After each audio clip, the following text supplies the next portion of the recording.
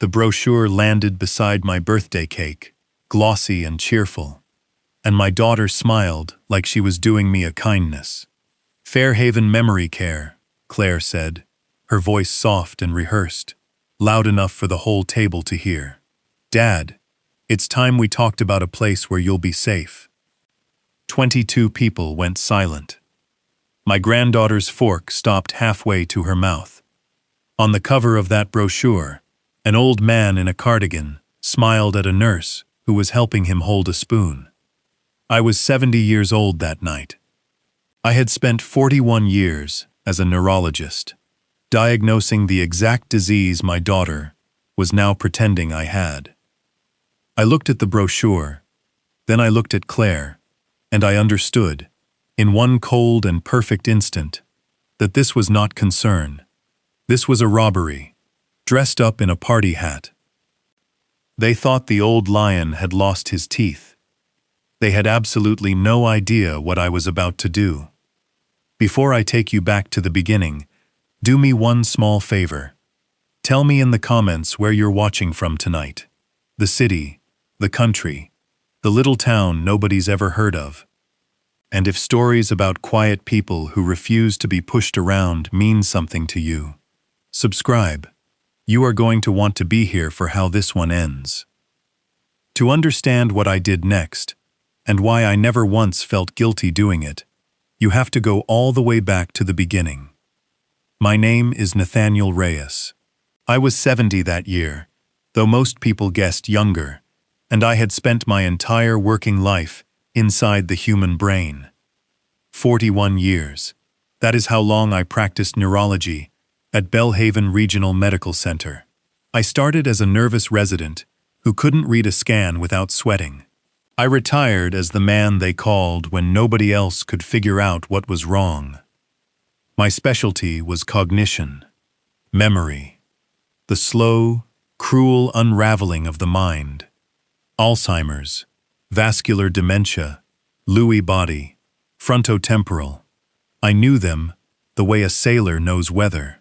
I could sit across from a stranger, watch them button a coat, listen to them describe their morning, and tell you within minutes whether the lights inside were dimming. I wrote papers on it. I trained the doctors, who now run entire departments. When a family sat in my office, terrified, clutching each other's hands, I was the one who told them the truth, gently, and then walked them through what came next. I mention this, not to brag. I mention it because it matters. It matters enormously to everything that happened. My daughter tried to convince a courtroom that I couldn't remember my own name. She picked the wrong disease to fake, and she picked the wrong father to fake it on. But I am getting ahead of myself. For 44 years, I was married to a woman named Rosalind. Rosalind was a pianist, not the kind who plays quietly at parties, the real kind, trained, ferocious, her hands faster than thought. She taught for decades, and every Steinway she ever touched sounded like it had been waiting its whole life for her. We met when I was 24, and stupid, and certain I would never marry. She cured me of both. She was the smartest person I have ever known, and she was the only one who was never afraid of me.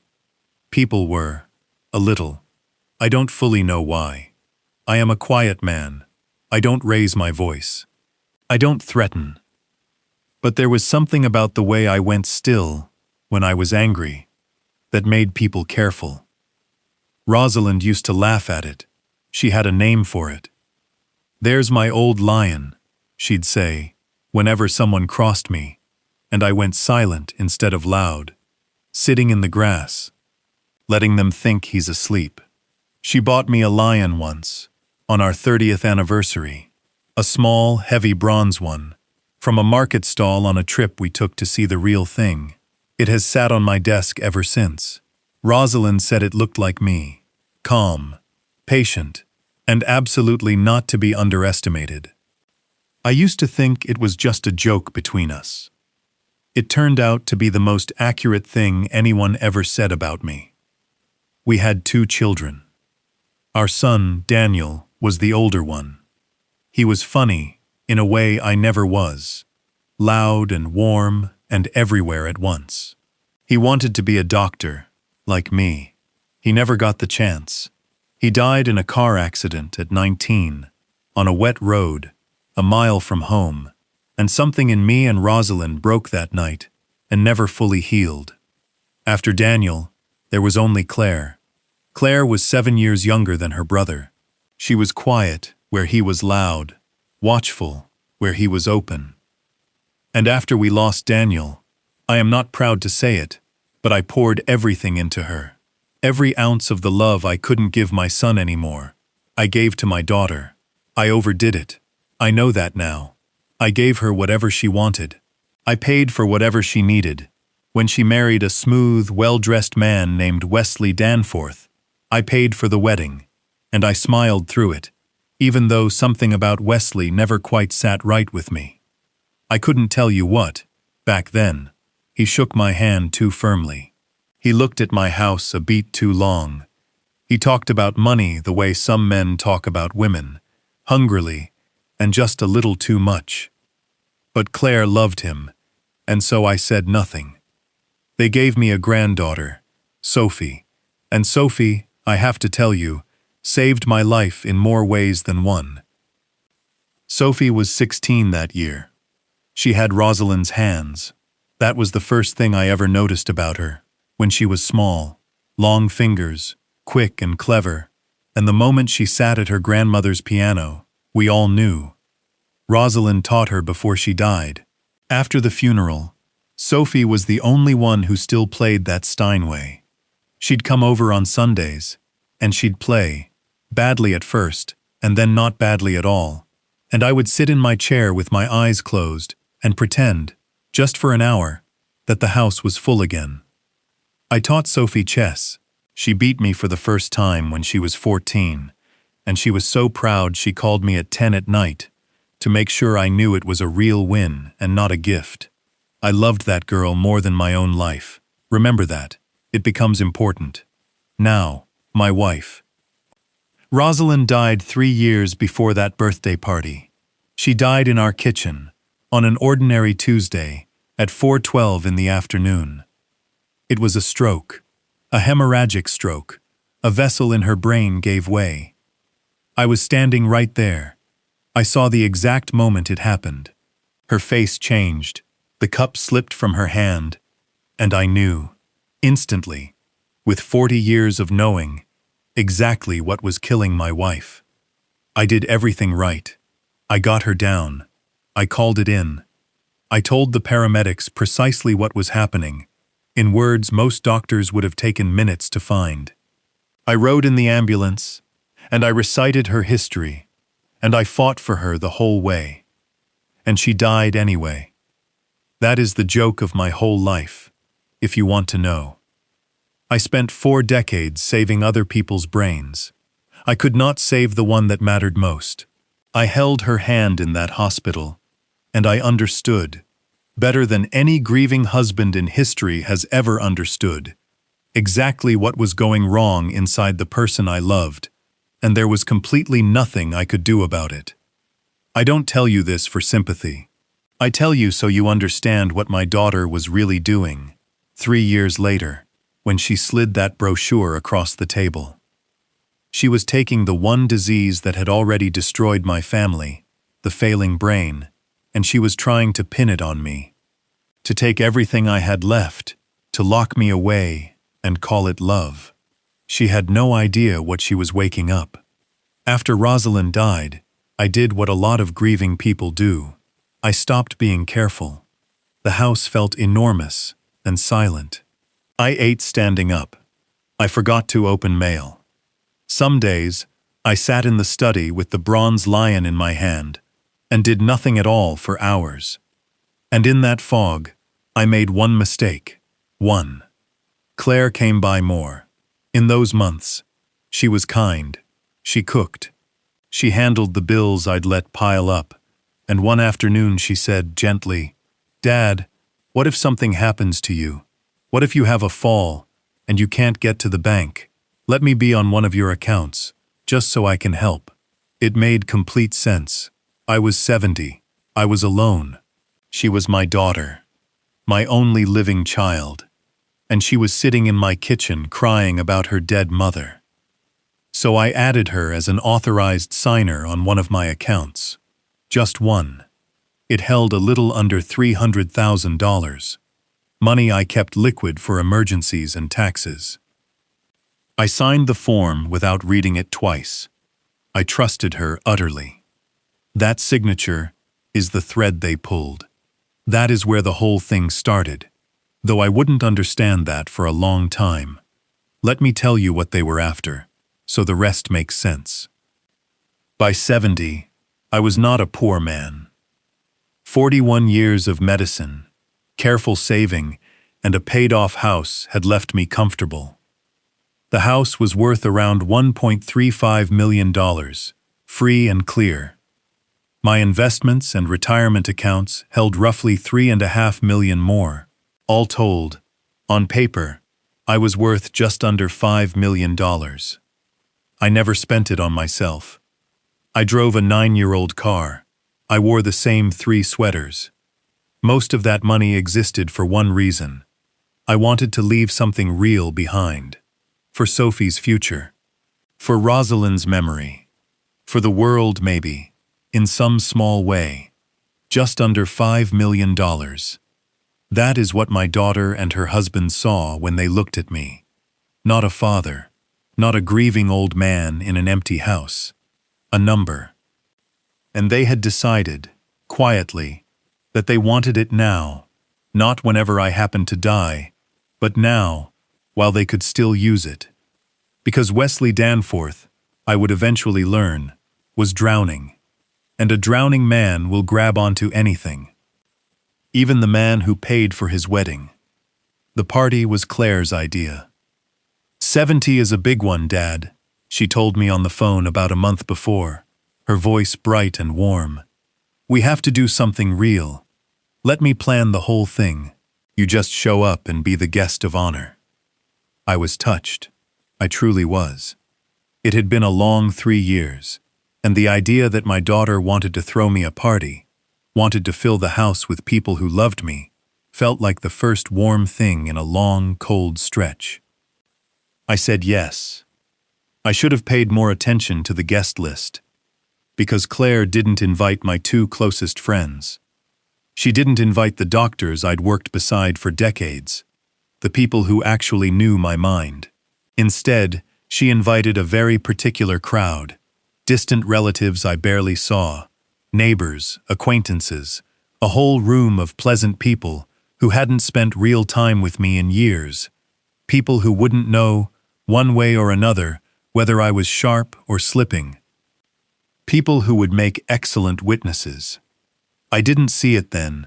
I saw a party. I put on my good jacket, and I let my daughter drive me to my own house full of guests.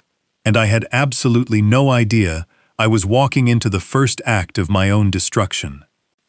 The evening started warmly enough. There were 60 or so people through the afternoon, though by cake time it had thinned to about 22, at the big table and around the room. Sophie sat beside me. She'd made a card, hand-drawn, a little lion in the corner, because she knew the story. Wesley was there. In a suit that cost more than my car payment, working the room like a man running for office. He shook hands. He laughed at everything. He kept refilling glasses and touching people's shoulders, and I watched him and thought, not for the first time, that I had never once seen the real face under that one. There was a man there I didn't know, well-dressed, silver-haired, watchful. Claire introduced him only as a friend of Wesley's, Dr. Vance. He smiled at me a little too closely. He asked me, twice, whether I remembered his name. I did. I remembered it perfectly. I told him so, politely. He wrote something down on his phone. I clocked it, and I filed it away, and I kept smiling. The cake came out. Everyone sang. Sophie leaned into my shoulder. For about 4 minutes, it was the nicest evening I'd had since Rosalind died. And then my daughter slid a brochure across the table. I want you to see it exactly as I saw it. The glossy cover. The smiling old man and his spoon. The word Fairhaven, in soft, reassuring blue. And my daughter's face above it, arranged into an expression of such tender, practiced concern that I almost believed it myself. "Dad," Claire said again, her voice gentle and carrying, pitched for the whole room. "We've all been so worried about you, living here alone. The forgetting, the confusion. We just want you somewhere safe. The forgetting, the confusion. I hadn't forgotten anything. I hadn't been confused about a single thing in 3 years. But she said it like it was established fact, like everyone already knew, and I watched the room tilt toward believing her. Remember last month?" she went on, softer now, sadder. "When you left the stove on? When you called me Rosalind? When you got lost coming home from the store? None of it had happened. Not one word of it. I had never left a stove on. I had never once, not in 3 years, called my daughter by my dead wife's name. I had never been lost." She was building a history in real time, in front of 22 witnesses, and every single one of them was nodding along, their faces soft with pity, looking at me the way I had spent 40 years watching people look at the truly sick. Wesley put a hand on my shoulder. "We love you, Nathaniel," he said, his voice thick with a warmth that did not reach 1 inch of his eyes. "This is hard for all of us, but you can't keep going like this." Dr. Vance leaned forward. "I run Fairhaven," he said smoothly, his voice practiced and calm. "It's a beautiful place. We'd take wonderful care of you. And I could do an evaluation, just a simple one. Whenever you're ready, get everything documented properly." Documented. Properly. I looked around that table, at the pity, at my son-in-law's dead eyes, at the stranger who ran a memory care facility and just happened to be at my birthday party, offering to evaluate me. And that is when I understood. Here is what most people don't know about a lifetime spent watching the brain. You learn to read a room the way other people read a book. Every twitch, every glance that goes to the wrong place, every sentence that's been rehearsed, and every one that hasn't. 40 years of watching families lie to themselves in my office had made me the best lie detector in any room I ever entered. And that room was drowning in lies. Claire's concern was rehearsed. I could hear it. The too smooth cadence, the phrases she'd clearly practiced in a mirror. Wesley's grief was theater. The incidents she listed weren't fuzzy memories. They were inventions, delivered with the crisp confidence of a script. And Dr. Vance, a man who ran a facility that profited off filled beds, at my party, uninvited by me, offering to write down that I was sick. I did not react. That is the single most important thing I did that whole night. I did not shout. I did not defend myself. I did not stand up and tell 22 people that my daughter was lying, because I understood, in that cold, clear instant, that defending myself was exactly what they wanted. An angry old man, protesting too much, only looks like a sick one. So the old lion did what the old lion does. I went still. I let my face go soft and confused. I let my eyes drift. I picked up the brochure with a slightly unsteady hand, and I looked at it, and I said, quietly, "That's very thoughtful of you, sweetheart." Claire's whole body relaxed. I watched relief flood her face, and underneath it, unmistakably, something that made my blood run cold. Satisfaction. My daughter was pleased, not relieved that her sick father would be cared for, pleased that her plan was working. Sophie's hand found mine under the table and gripped it hard. When I glanced at her, her eyes were full of tears, and something older than 16. She had seen it too, She knew. I squeezed her hand back once. Steady, don't worry. And then I let them believe they had won. I didn't sleep that night. After the last guest left, after Claire kissed my cheek and told me she'd call about next steps, after Wesley's cologne finally cleared out of my house, I sat in my study with the bronze lion in my hand, and I put it all together, piece by piece, the way I'd once assembled a diagnosis from scattered symptoms. The party guests, chosen to be witnesses, the rehearsed concern, the invented incidents, specific and repeatable, the kind you build for a legal record, the stranger who ran a facility, the offer to evaluate and document. This wasn't a family worried about their father. This was the opening move of a conservatorship. For those of you who've never been near one, let me explain what they were reaching for. A conservatorship, a guardianship, some states call it, is a legal arrangement where a court decides an adult can no longer manage their own affairs and hands control to someone else. Their money, their medical decisions, where they live, everything. It exists to protect people who truly can't protect themselves. Rosalind and I had walked dozens of real families through it. It is, when it's honest, an act of mercy. And when it's dishonest, it is one of the most effective ways in the world to legally rob a human being. Get a compliant doctor to declare the target incompetent. Get a court to appoint you as conservator. And suddenly you control everything they own, and they can't sign a check, or hire a lawyer, or even leave the building without your permission. That was the plan. Declare me demented. Put Claire in charge. Move me into Vance's facility, where they could control who I saw and what I said, where every real moment of clarity could be written off as a good day, and then, with full legal authority over just under $5 million, take whatever they wanted. I sat with that for a long time, and then, because a part of me still refused to believe my own daughter would do this, I got up and I checked. I went to my desk and I pulled up the account, the one I'd added Claire to 3 years ago, in the fog of grief. The one with a little under $300,000. I hadn't looked closely at it in months. I'd trusted her completely. That was the whole point of trust. You stop counting. I started counting. The transfers were small. That was the clever part. 2,000 here, 4,000 there. A reimbursement. A household expense.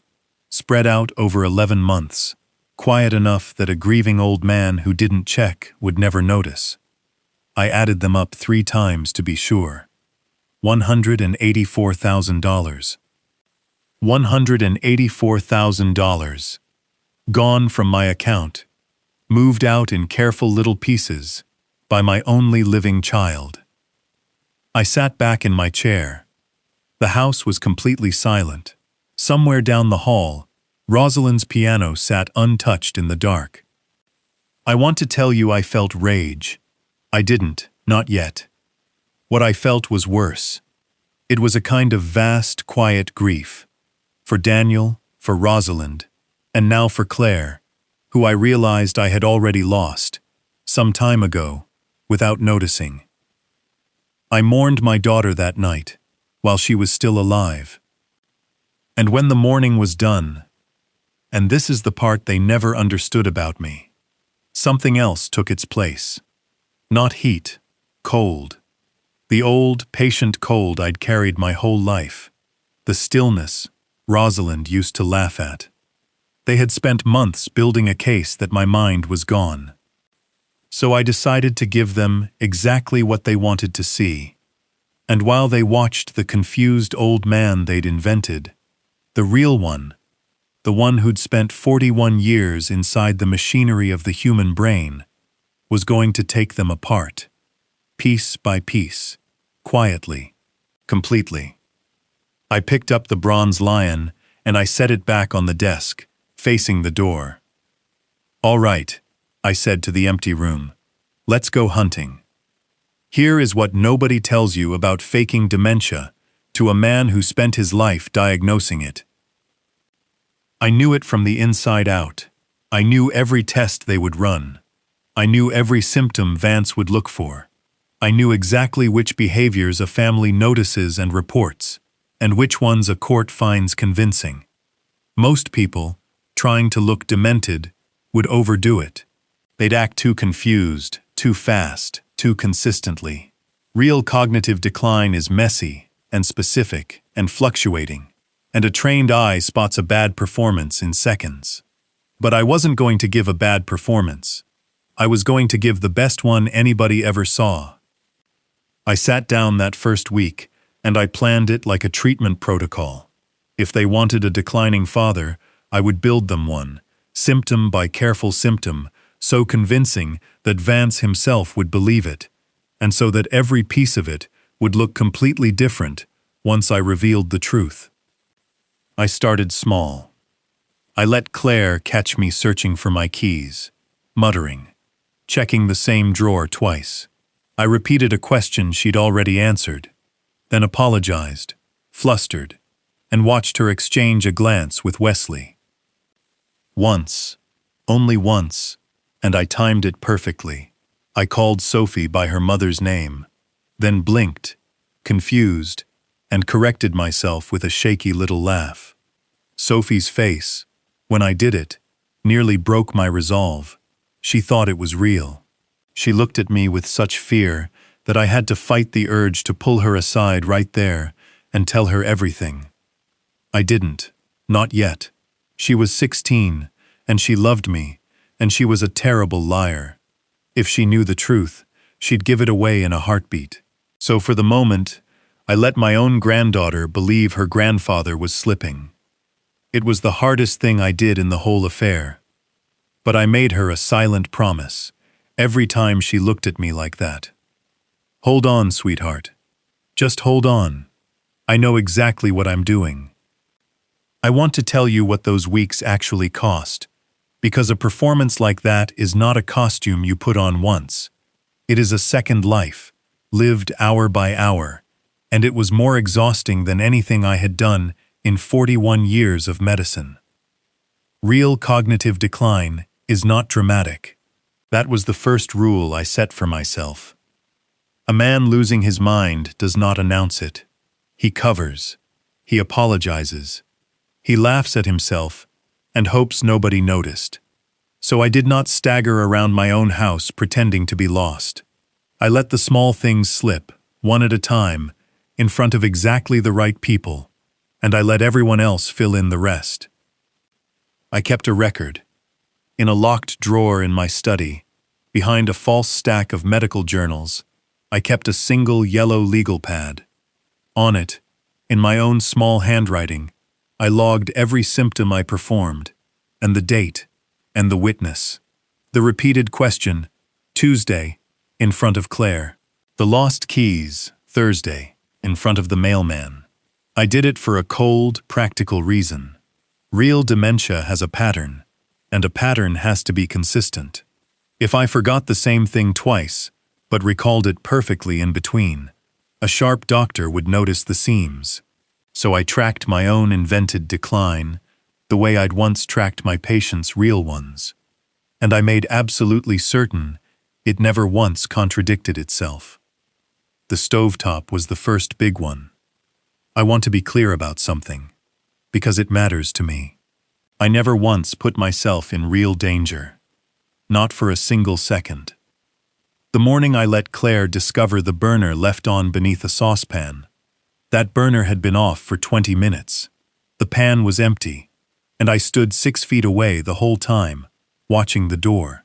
But when Claire walked in and saw it, the dead element still faintly ticking as it cooled, the empty pan, her father staring vaguely out the window, she went white.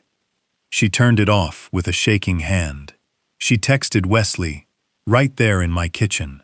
I read the little bubble of her worry over her shoulder, and felt nothing but the cold satisfaction of a man watching a plan take root. "Dad," she said, her voice gentle and frightened, "and God help me, almost tender. How long was that on? I looked at the stove as if I'd never seen it before. Was what on? I asked, and I watched something break a little in her face, and I hated her, and I grieved her, both in the same breath. The pharmacy came next. I chose the one on Elm, the one where the pharmacist, a kind woman named Diane, had known Claire since Claire was in braces. I fumbled my card. I gave her an old pin, the one from a card I'd canceled years before, and frowned when it failed, and gave it again. I called her by the wrong name.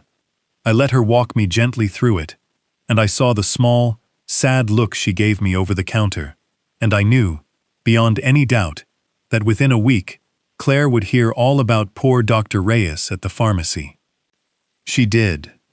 I heard her tell Wesley about it that Sunday, her voice low in the kitchen, thinking I was asleep in my chair. Diane at the pharmacy said he seemed so lost. It's getting worse, Wes. It's happening faster than we thought. It was happening exactly as fast as I wanted it to. There were dozens of these. Small, precise, deniable. I wore a cardigan buttoned one hole wrong and left it that way through a whole lunch. I got turned around, on my own street, a street I'd lived on for 30 years, and let a neighbor from 2 doors down walk me the last 100 feet to my door, patting my arm. I called Claire twice in one evening to ask the same question about a doctor's appointment, and the second time, I let my voice go thin and uncertain, and I heard her cover the phone and murmur something to Wesley, and I heard the word the two of them had been circling for weeks. Home! He needs to be somewhere he'll be safe. Every time I heard it, I wrote it on the legal pad. Date, time, words. But I have to tell you about the morning it nearly came apart, because I have never in my life been closer to losing everything than I was for about 8 seconds on a Wednesday in October. I was at my desk. It was early, not yet 7. Sophie was at school. Claire had no reason to be anywhere near my house. And so, for once, I'd let the real man out fully.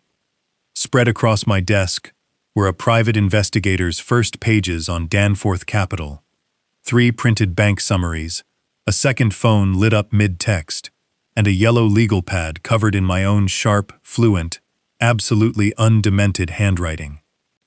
I heard the key in the front door. There is a particular sound a house makes when someone you are not expecting lets themselves in, and it goes straight through the body. I heard the lock turn.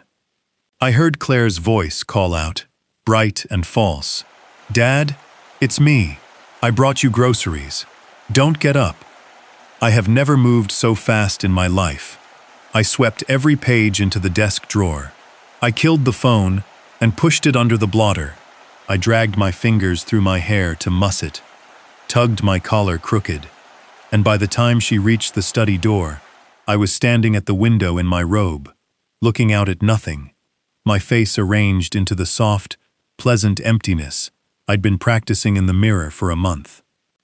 "There you are," Claire said, and then her eyes went past me, to the desk, to the drawer, not quite shut, to the corner of a yellow legal pad, sticking out by half an inch. My heart stopped. I mean that almost literally. I felt it seize in my chest. "What's all this?" she said, and she took a step toward the desk. "I was writing to your mother," I said. It stopped her cold. It was the cruelest thing I could have said, and I said it on purpose, because I needed her to look away from that drawer, and I knew exactly where to push. Claire's face crumpled. "Oh, Dad," she whispered, her voice thick and unsteady. She came to me instead of the desk. She took my arm. She led me away from the window, away from the drawer, away from the pages that would have ended everything, and she sat me in my chair and made me tea, and the whole time I let my hand tremble faintly against the armrest and thought, with a clarity that frightened even me, never again. Never again do I let the real man sit at that desk, unless the door is bolted. After that, I ran it like an operation. The second phone lived taped inside the frame of a painting in the hall, the lighthouse Rosalind never liked. The investigator's files went into a fireproof lockbox, and the lockbox went into the crawl space, and I opened it only at night, with the doors locked. I met the investigator never at my house, but at a diner 11 miles away, a loud place with vinyl booths, where a big quiet man, and a stooped old one, drew no attention at all. I stopped using my home computer entirely. Anything that mattered, I wrote by hand, and I burned the drafts in the kitchen sink. 2 men lived in that house through those weeks. One of them shuffled and forgot, and let his daughter grieve him alive. The other sat up past midnight with a lockbox and a legal pad, sharp as a scalpel, quietly building the thing that would bring the whole rotten scheme down. There was a fear in those nights. I never told anyone. Not the attorney, not the investigator, not even the legal pad. I was afraid of becoming the man I was pretending to be. You cannot spend 14 hours a day performing a broken mind without some part of you starting to believe the performance. I'd catch my reflection in the dark kitchen window, stooped, vague, shuffling, and for half a second, I wouldn't recognize the man looking back, and a cold thread of panic would run through me. What if I got so good at this that I couldn't find my way back? What if the mask fused to the face? So I fought it, in secret, the way you fight an actual disease. Every night, after the house went dark, I did the things a sharp mind does. I worked chess problems in my head, the hard ones, mate in 5. I read the neurology journals I still subscribed to, and forced myself to summarize each paper aloud, precisely, to the empty room. I recited Rosalind's favorite poems from memory, all the way through, no stumbles allowed. It was my own private evaluation, run on myself, every single night. Proof, to the only audience that was starting to matter, that the lights inside were every bit as bright as they'd ever been. Some nights I'd finish, and I'd sit in Rosalind's chair, and I'd say it out loud, just to hear it in my own steady voice. Nathaniel Reyes, 70 years old, doctor of medicine, still here, still sharp, still coming for them. And then I'd get up, put the old man back on, and go to bed. The hardest part was never the danger. The hardest part, always and completely, was Sophie. She started coming over more. I think she was frightened, and I think, in the way of a good-hearted kid, she believed that if she just showed up enough, sat with me enough, played the piano enough, she could hold the ground steady under her grandfather's feet. She made me tea I didn't need. She labeled the kitchen drawers with little strips of tape, spoons, towels, in her careful handwriting, so I wouldn't get confused. And every one of those labels was a small knife in me, because there was nothing wrong with me at all, and my granddaughter was quietly trying to save a man who did not need saving. One evening she sat down beside me on the piano bench, and she didn't play, she just looked at her hands. "Grandpa," she said, her voice very small and very careful, "if something's happening to you, like, in your head, you'd tell me, right? You wouldn't just let it get bad." I looked at that girl, 16 years old, with her grandmother's hands and her whole frightened heart in her face, and every instinct I had screamed at me to break, to take her by the shoulders and say the 3 words that would end her fear. "I'm fine, Sophie. It's a trick. It's all a trick. And I'm going to win." I didn't. I couldn't. Because she was the worst liar I have ever known. And if she'd looked at Claire the next morning, knowing what she knew, the whole thing would have shattered. So I did the hardest thing I did in the entire affair. I looked my grieving granddaughter in the eye, and I let her keep being afraid. "I'm okay, sweetheart," I said, letting my voice waver just enough. "Don't you worry about me. Just play. Play me your grandmother's song." She played. And I sat there with my eyes closed and my heart in pieces, and I promised her, silently, one more time, not much longer. Hold on. When this is over, you will understand every second of it, and you will never doubt me again. The performance reached its peak the afternoon I let them watch me get lost. I timed it for a Saturday. When I knew Claire and Wesley were both at the house, I announced, in a small, confused voice, that I was going to walk to the corner store for a newspaper, a walk I'd taken 10,000 times in 30 years. Then I simply didn't come back. I went 2 blocks the wrong direction, into a neighborhood I knew perfectly well, and I stood on a corner, looking helplessly up and down the street, until a young couple stopped to ask if I was all right, and I told them, my voice trembling, that I couldn't quite recall which way my house was. They walked me home.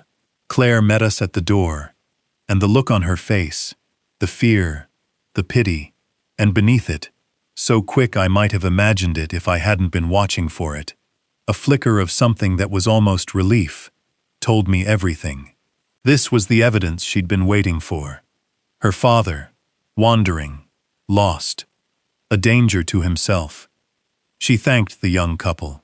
She held my arm, and over my head I heard her say to Wesley, low and certain, "That's it. We can't wait any longer. I'll call Dr. Vance on Monday." I let my hands shake. I let my eyes water. And inside, behind the frightened old face, the lion opened one eye and thought, "Good. Come ahead. Everything is ready." While the confused old man performed for his audience, the real one went to work. The first thing I needed was proof, undeniable, professional, time-stamped proof, that my mind was completely intact, because everything, in the end, would come down to one question: whose evaluation does the court believe? Vance would say I was demented. I needed someone better than Vance to say I wasn't. I knew exactly who to call. Her name is Dr. Priya Anand. 15 years ago, she was a resident under me at Belhaven. Brilliant, relentless, the best I ever trained.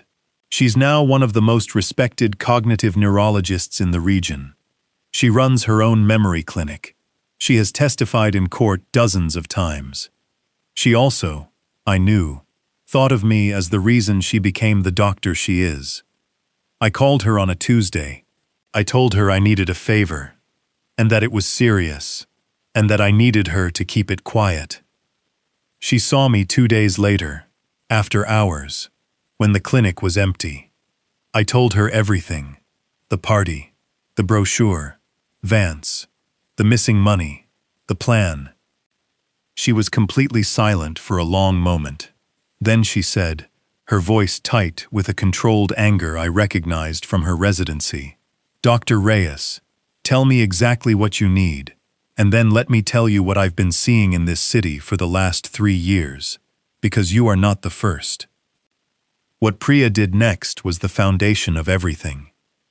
She ran me through the full battery, not a quick screen, the real thing, the Montreal Cognitive Assessment, the mini mental state exam, a complete neuropsychological workup, the kind that takes hours, the kind you cannot fake and cannot coach. She scored me 30 out of 30 on the MOCA, 30 out of 30 on the MUMC. Perfect. Not good for his age. Not no significant impairment. Perfect. Across the board. On tests specifically designed to catch exactly the disease my family was claiming I had. And here is the part that mattered most. She recorded all of it. Video. 2 cameras.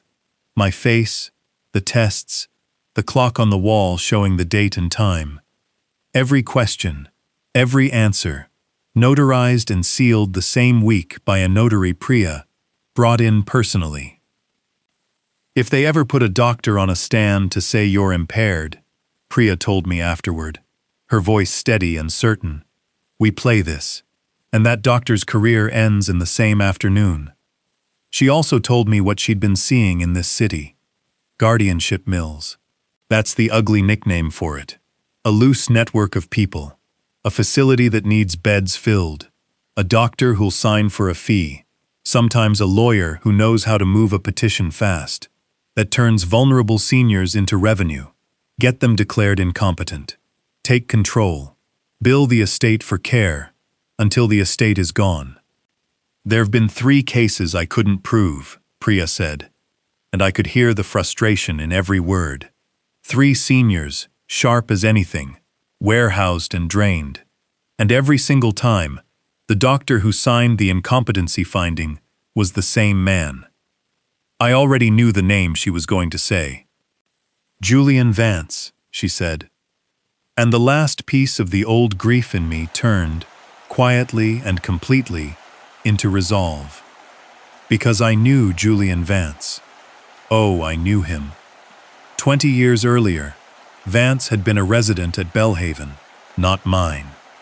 But I ran the department he rotated through, and I watched him closely, because something about him set off every alarm I had.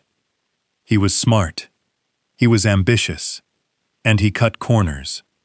Small ones at first. A chart signed for an exam he hadn't fully done. A note that said, "Patient stable," for a patient he'd barely seen. Then a bigger one. He falsified a cognitive assessment on an elderly patient to move a bed. I caught it. I reviewed the chart. I compared it to the nurse's notes, and I proved it. I reported him. It was the right thing to do, and I would do it again. But it cost him. It stalled his academic career, cost him a fellowship he wanted, and pushed him out of the hospital track and into private practice. He never forgave me. I saw it in his face at the disciplinary hearing. A cold, focused hatred, the kind that waits. He'd waited 20 years, and now, by whatever ugly coincidence or design, the Dr. Wesley had brought to evaluate me was the one man in the city with both a financial motive and a personal grudge against me. He must have thought it was the perfect revenge. Declare Nathaniel Reyes, the man who exposed him, demented. Take his money. Lock him in a facility with a spoon and a nurse. It would have been poetic, if it worked. It was about to be poetic, in a way Julian Vance did not remotely see coming. Before I tell you about the people I gathered around me, I have to tell you about the afternoon Julian Vance sat in my living room and tried to catch me. Claire arranged it. She called it just a friendly visit. Dr. Vance was in the neighborhood. He'd love to say hello. No pressure, Dad. I knew exactly what it was. Vance wanted to lay eyes on the target. He wanted to gather a few clinical observations he could later dress up into the formal report he had already decided to write. And he wanted, I think, the simple, ugly pleasure of sitting across from the man who'd ruined him 20 years earlier and watching him not understand what was happening. I let him have his afternoon. I gave the performance of my life. He arrived at 3, silver and smooth, carrying a leather folder he never really opened, and wearing a manner so warm and false, it made my skin crawl. Claire hovered. Wesley leaned in the doorway, and Vance settled into Rosalind's good chair, and began, in the gentle sing-song voice doctors use on people they've already decided are gone, to test me. I want to be precise about this, because it matters enormously to what happened later in that courtroom. What Julian Vance did in my living room that afternoon was not a cognitive evaluation. It was a performance of one, staged for an audience of 2 anxious relatives. A real evaluation. The kind I had conducted 10,000 times. The kind Priya had run on me with 2 cameras and a notary. Takes hours. It uses standardized, validated instruments, scored precisely, administered under controlled conditions. Vance did none of that. He asked me a handful of soft questions across maybe 15 minutes, timed nothing, recorded nothing, scored nothing. He was not measuring my mind. He was collecting an alibi for a lie. So I fed him exactly what he'd come for. "Do you know what day it is, Nathaniel?" he asked, his voice syrupy with false gentleness. I frowned. I looked toward the window, as if the answer might be somewhere out on the lawn. "It's autumn," I said finally, and gave a small embarrassed laugh, and watched him make a tiny note. "And can you tell me who the president is?" I named a president 3 administrations out of date. Behind me, Claire's breath caught. He asked me to hold 3 words in mind: apple, table, penny, and to give them back to him in a few minutes. When the time came, I offered apple, paused, reached, and let the other 2 dissolve. In truth, I could have given him 30 words in order, and then recited them backward. I gave him 1, and a look of pained confusion. He asked me to count down from 100 by 7s. I reached 93, then 86, then stopped, blinked, and said, "I'm sorry." What were we doing? I, who had done arithmetic like that in my head, across 4 decades of ward rounds, sat in my wife's chair and pretended the numbers had run out of me, like water through a cracked cup.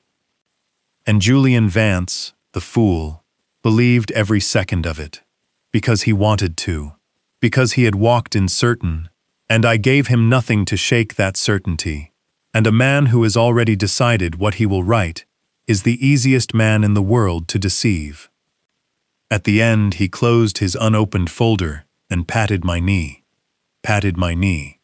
and turned to Claire with a grave, practiced sorrow. "I'm so sorry," he said, his voice heavy with manufactured compassion. "But I think what you're seeing is very real, and I think it's advancing. We should talk about next steps, sooner rather than later, for his safety. For his safety." In my own home, in my dead wife's chair, the man who had waited 2 decades to bury me sat and told my daughter I needed to be locked away, for my safety. I looked at him with my soft, empty eyes, and I gave him nothing but the smallest, vaguest smile, the smile of a man who no longer quite knows who's in the room. Inside, I memorized his face, and every false, gentle word of it. Because here is what Julian Vance did not know, could not know, would not know, until it was far too late. Priya Anand had already sat me in front of 2 cameras and scored me a flawless 30 out of 30 on the very tests he'd just watched me fail.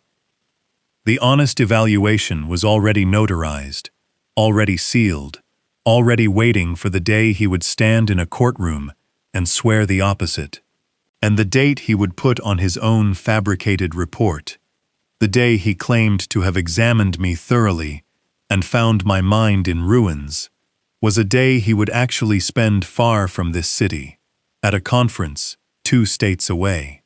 A fact that would, in time, prove very easy indeed to demonstrate. He came to my house to gather evidence of my decline. He left, having handed me the first thread of the rope. After he was gone, Claire lingered. She helped me to my chair, tucked a blanket I didn't need across my knees, and crouched down until we were eye to eye. And for a moment, this is the part that still catches in my throat, she looked at me, not like a mark, but like my daughter. "Dad," she said softly, her voice unsteady, "we're going to take care of you. I promise. You don't have to be scared." And I understood, in that instant, the true shape of what I was fighting. Claire had told herself a story. In her story, she was not a thief. She was a devoted daughter, making hard choices for a failing father. Vance had handed her permission, wrapped in a white coat, to believe it. That was the machine's real genius. It did not merely steal money. It let the people doing the stealing feel like heroes. I took her hand and let mine tremble inside it. "I'm not scared," I said, my voice gone childlike and lost. "As long as you're here, sweetheart." She began to cry. She thought they were the tears of a frightened old man being comforted. They were something else entirely, and one day, in a courtroom, she would learn exactly what. I held my daughter's hand, and I grieved her, and I let her grieve me, and behind my vacant eyes, I added one more name to the cold, growing ledger in my mind. I couldn't do this alone. I knew that. I was one man, 70 years old, playing a dangerous game against people who held a legal weapon over my head. If they moved fast, filed the petition, got an emergency order, I could be under their control before I ever got my day in court. I needed people, the right people. So I built a team, quietly, over the following weeks, the way you assemble a surgical staff. The first was Elena Cruz. Elena is an elder law attorney, and she is, without exaggeration, the sharpest legal mind I have ever sat across from. Rosalind and I had used her firm years ago to set up our estate. She's small, precise, and utterly unimpressed by bullies. I laid it all out for her in her office. The account, the party, Vance, Priya's evaluation. Elena listened without interrupting. Then she folded her hands and said, her voice cool and exact, "Nathaniel, I want to be very honest with you. What you're describing is a specific, well-worn playbook, and the people who run it are good at it. But they have one weakness." "Which is?" "They're greedy, and they're overconfident," she said. "They think they're dealing with a frightened old man. They'll say things they shouldn't. They'll write things down. They'll leave a trail, because it's never occurred to them that the target might be smarter than they are." She looked at me over her glasses. "In your case, that assumption is going to cost them everything." "Then let's make sure they keep making it," I said. Elena almost smiled. "Keep playing the confused old man," she told me. "Give them every reason to feel safe, and document everything. Everything, Nathaniel. Dates, times, words. We win this on the record." The second person I brought in, I found through Elena. His name is Ray Bellamy. 26 years as a financial crimes detective, retired, now a private investigator, who specialized in exactly the kind of quiet, paper trail work I needed. He was built like a retired linebacker and spoke like an accountant, and he understood money the way I understood the brain. I hired him for 2 jobs. The first, find out who Julian Vance really was, his facility, his finances, his pattern, the 3 cases Priya couldn't prove.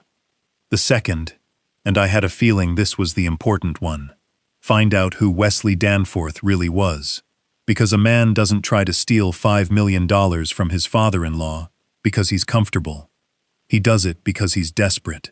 And I wanted to know exactly what Wesley was so desperate to cover. Ray took the job with a grim little nod.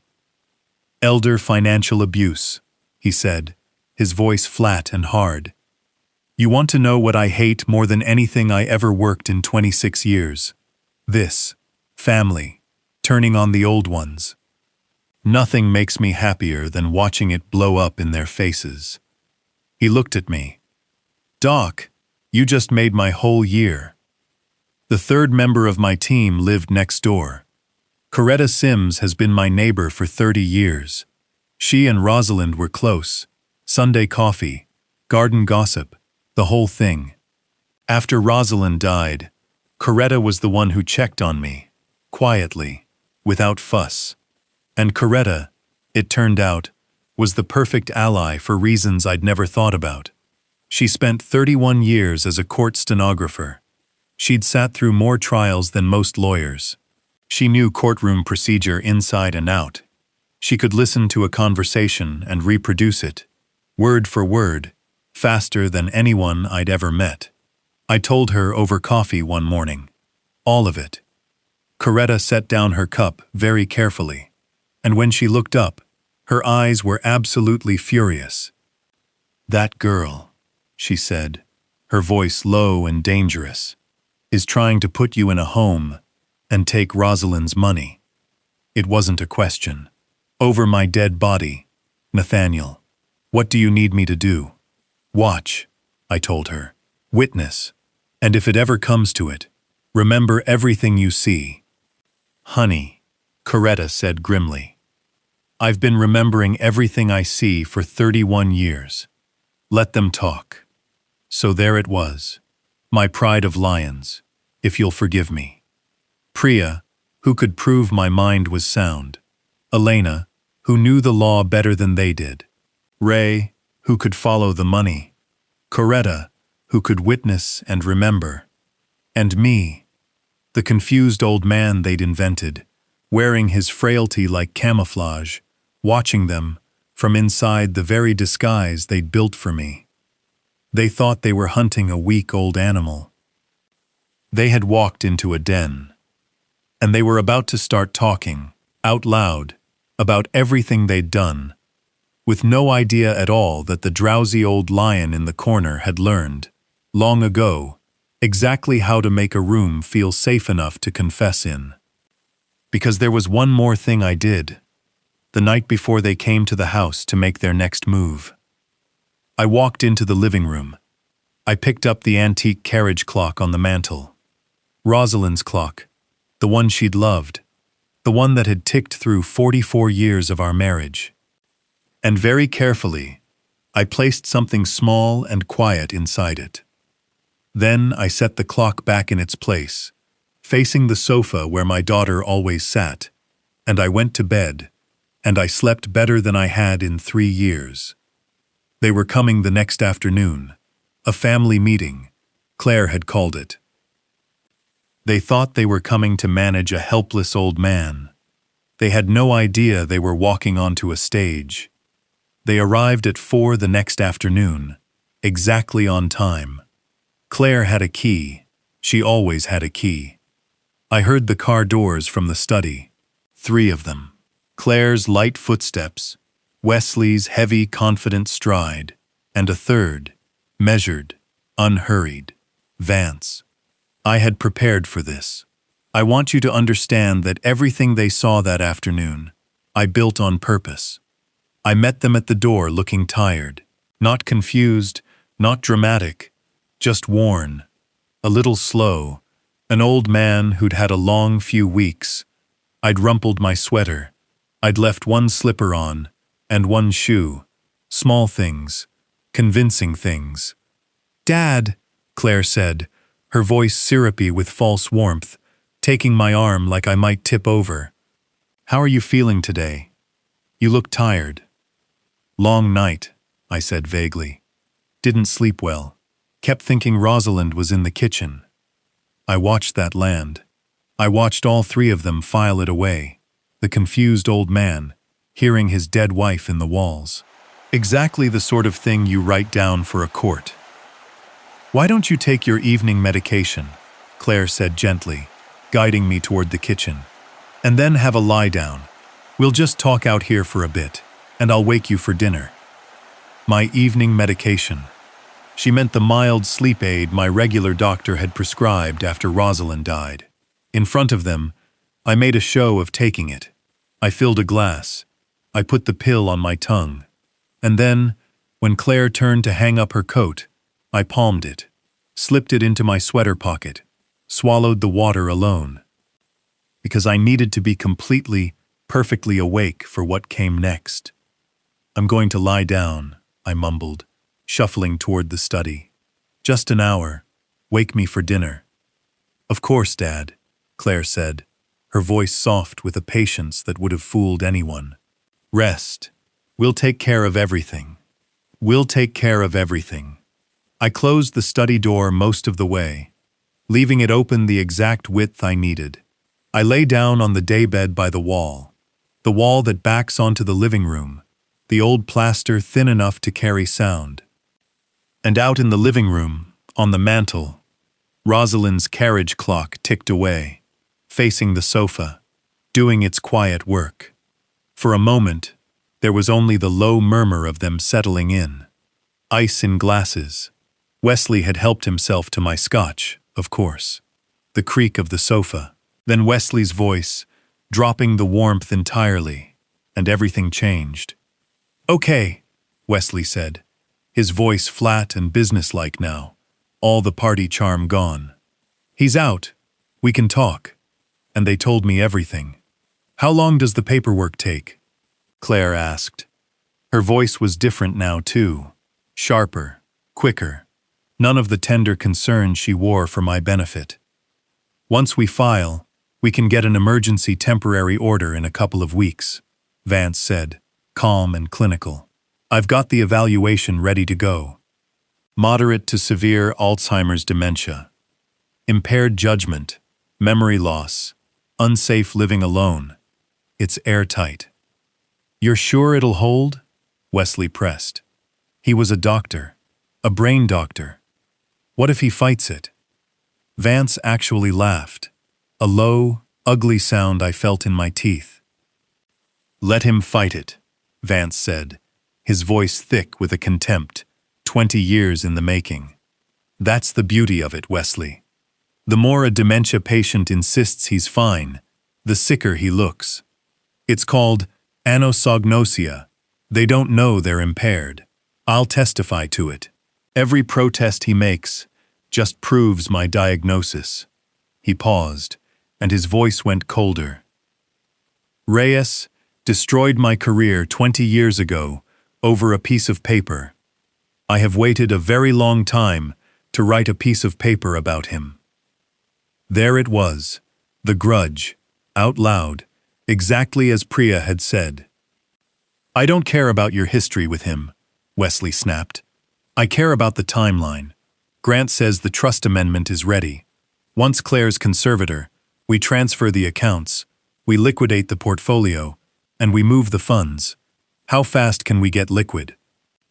60 days, maybe less, Vance said. "The house takes longer to sell, but the investment accounts move fast once you've got authority." "It has to be fast," Wesley said. And now, for the first time, I heard the desperation crack through. "You don't understand. I have Hargrove's people asking for their redemption by the end of the quarter. If I can't produce it, then produce it from your father-in-law," Vance said flatly. "That's what this is for, isn't it?" I lay very still on that daybed, and I did not move a single muscle. Because Wesley kept talking, and what he said next was so much worse than I'd imagined. "You have no idea what's going to happen if this doesn't work," Wesley said, his voice low and fast and frightened. "It's not just the redemption. The money's not there, Claire. It hasn't been there for 2 years." Silence. Then Claire, quietly, "What do you mean, it's not there?" "I mean, I covered the losses with new money," Wesley said. "Client money. I've been paying the old investors with the new ones' deposits. It works fine as long as everyone stays calm. But Hargrove wants $2.4 million out by December, and if I can't cover it, the whole thing comes down, and they audit, and—" His voice broke. "Claire, I'll go to prison. Federal prison. 15, 20 years. For all of it. $2.4 million. My son-in-law hadn't just made bad bets. He had built a fraud. He had taken other people's money, retirements, savings, God knew whose, and paid old investors with new deposits, the oldest confidence trick there is. And now, the whole structure was one redemption away from collapse. And the only thing standing between Wesley Danforth and 20 years in federal prison was my money. That was what the conservatorship was really for. Not greed, survival.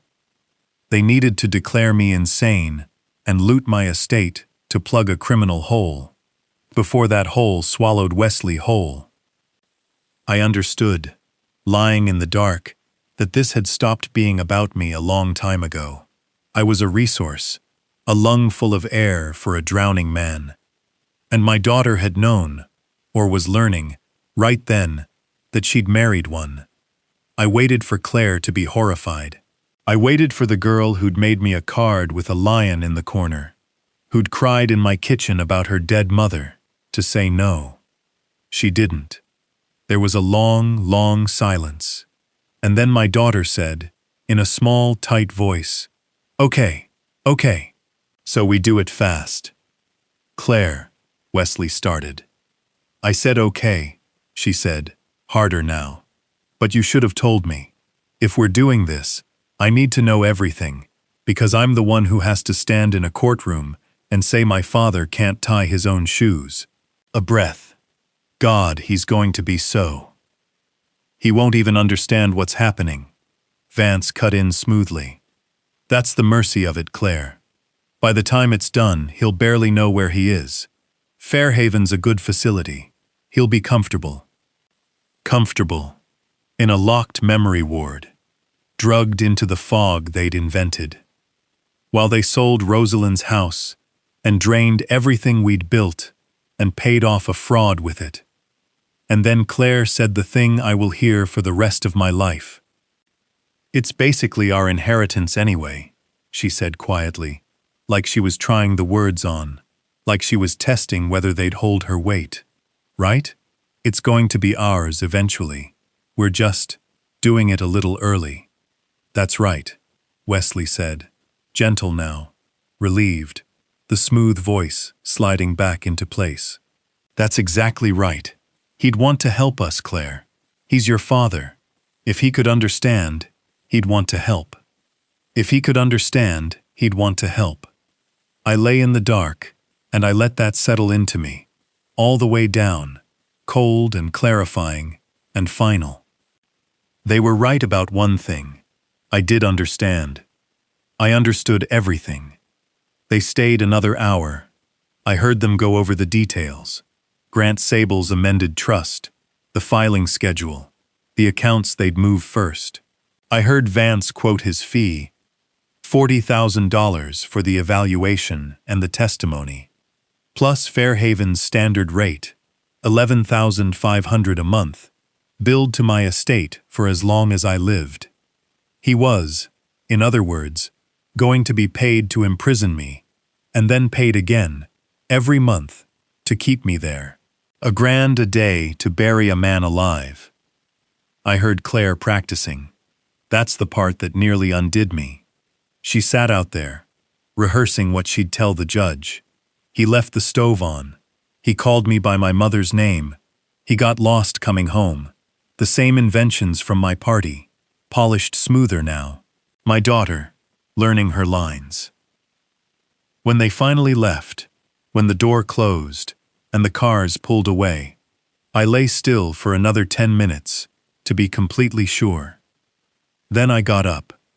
I walked to the living room, and I lifted Rosalind's carriage clock off the mantel, with hands that were, to my mild surprise, absolutely steady.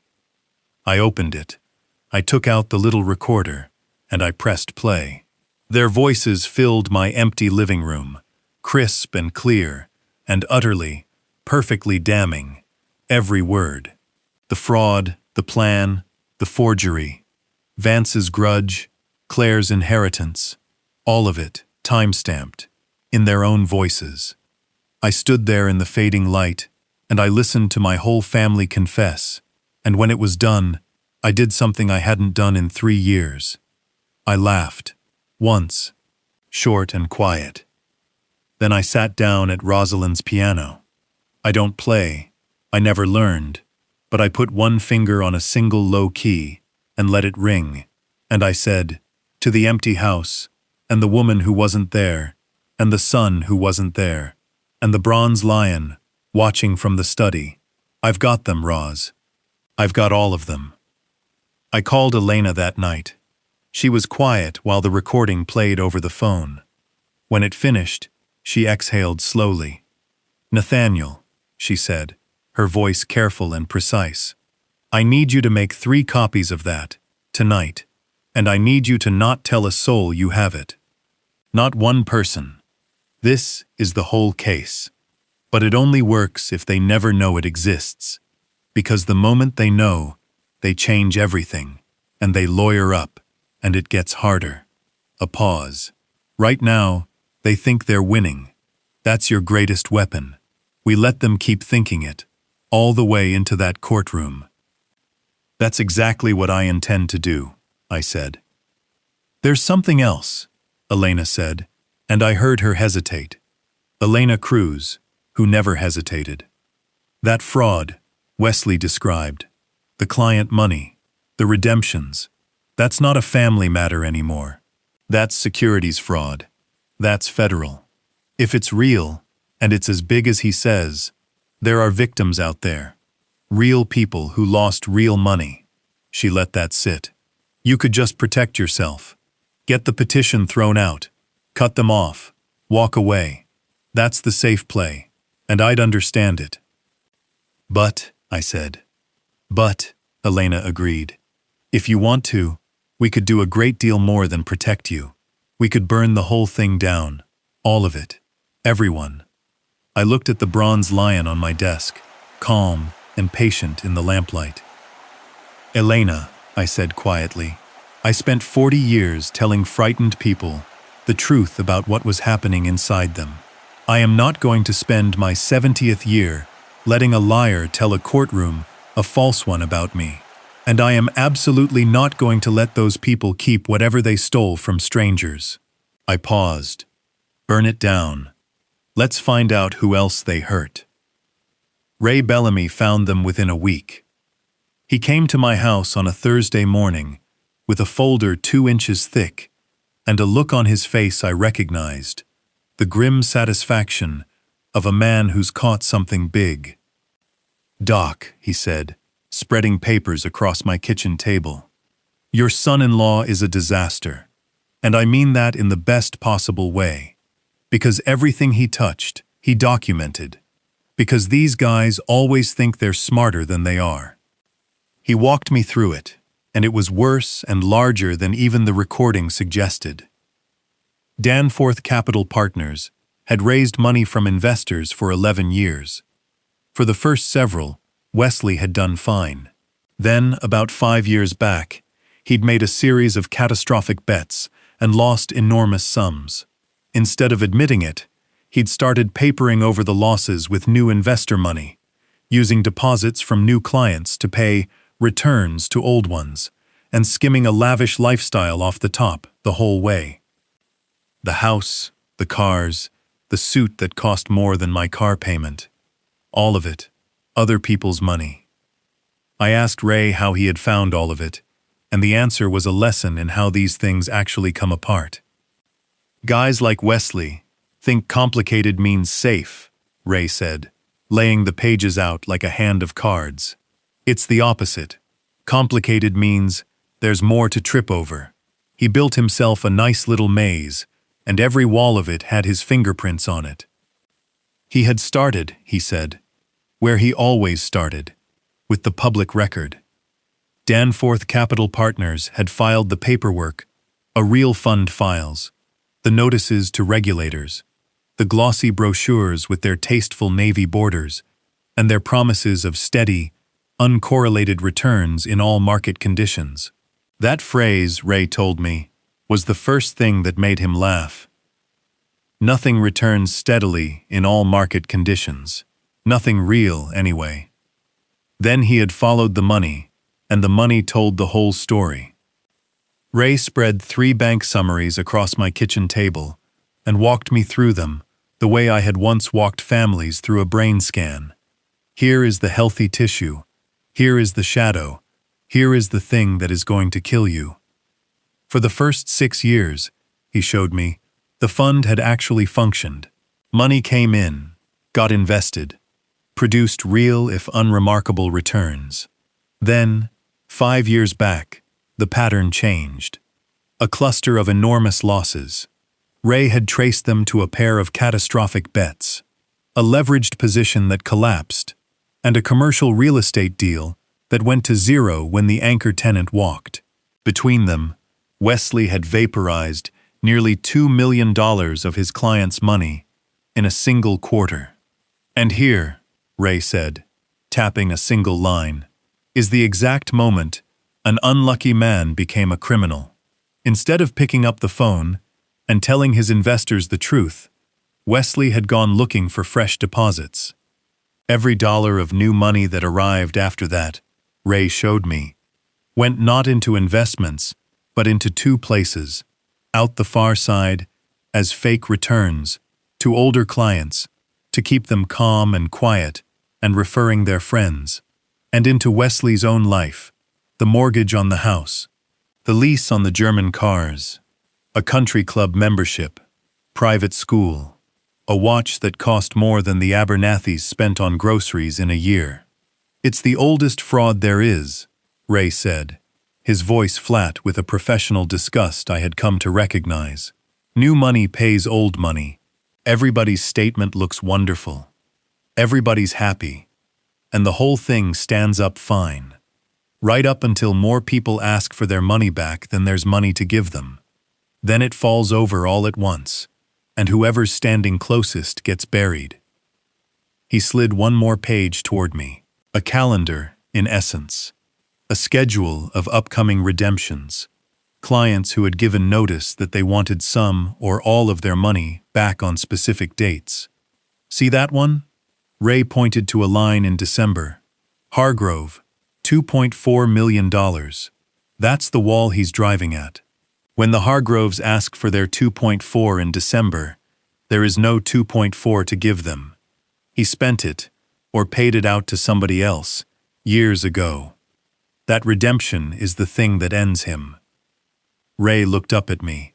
"Unless, sometime before December, he finds a big pile of money he can quietly take control of. Say, an estate. Say, $5 million, sitting one signature away, belonging to a father-in-law that everyone is about to agree can no longer manage his own affairs." The kitchen went very quiet. I looked down at that December date and at the Hargrove number, and I felt the last piece of it lock into place. This was never about a resentful son-in-law who thought I had too much. This was a drowning man, and I was the plank he had decided to grab, and it did not matter to him in the slightest that pushing me under was the price of staying afloat. "He isn't desperate because he's greedy," I said slowly. "He's greedy because he's desperate," Ray said. "Same thing, from where you're sitting. But yes, every day that clock ticks toward December, he needs your money worse. Which means he needs you declared incompetent faster." He tapped the folder shut. "You want to know how much time you've got before he gets reckless? Look at that calendar. That's your clock too, Doc." What struck me most, sitting there, was how much of it Wesley had written down. Every fake statement, every transfer, every soothing quarterly letter, assuring a retiree that the nest egg was growing. All of it lived on servers and in files, in Wesley's own careful hand, because a man running a maze has to keep a map or he will get lost inside it himself. "They always keep the map," Ray said, when I told him as much. "Has to, or the lie collapses.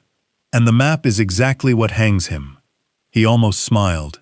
"You spent 40 years reading scans nobody else could read. I spent 26 reading ledgers. And I'm telling you, Doc, this ledger reads like a confession. He just doesn't know yet that he wrote one." "He's got about a dozen victims on the current book," Ray said, tapping the folder. "And here's what's going to break your heart.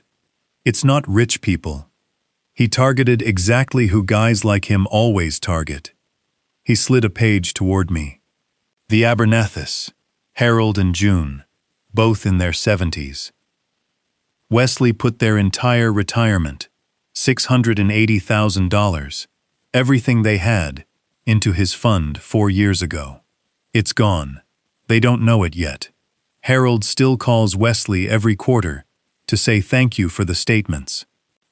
I sat and looked at Harold and June Abernathy's names for a long time.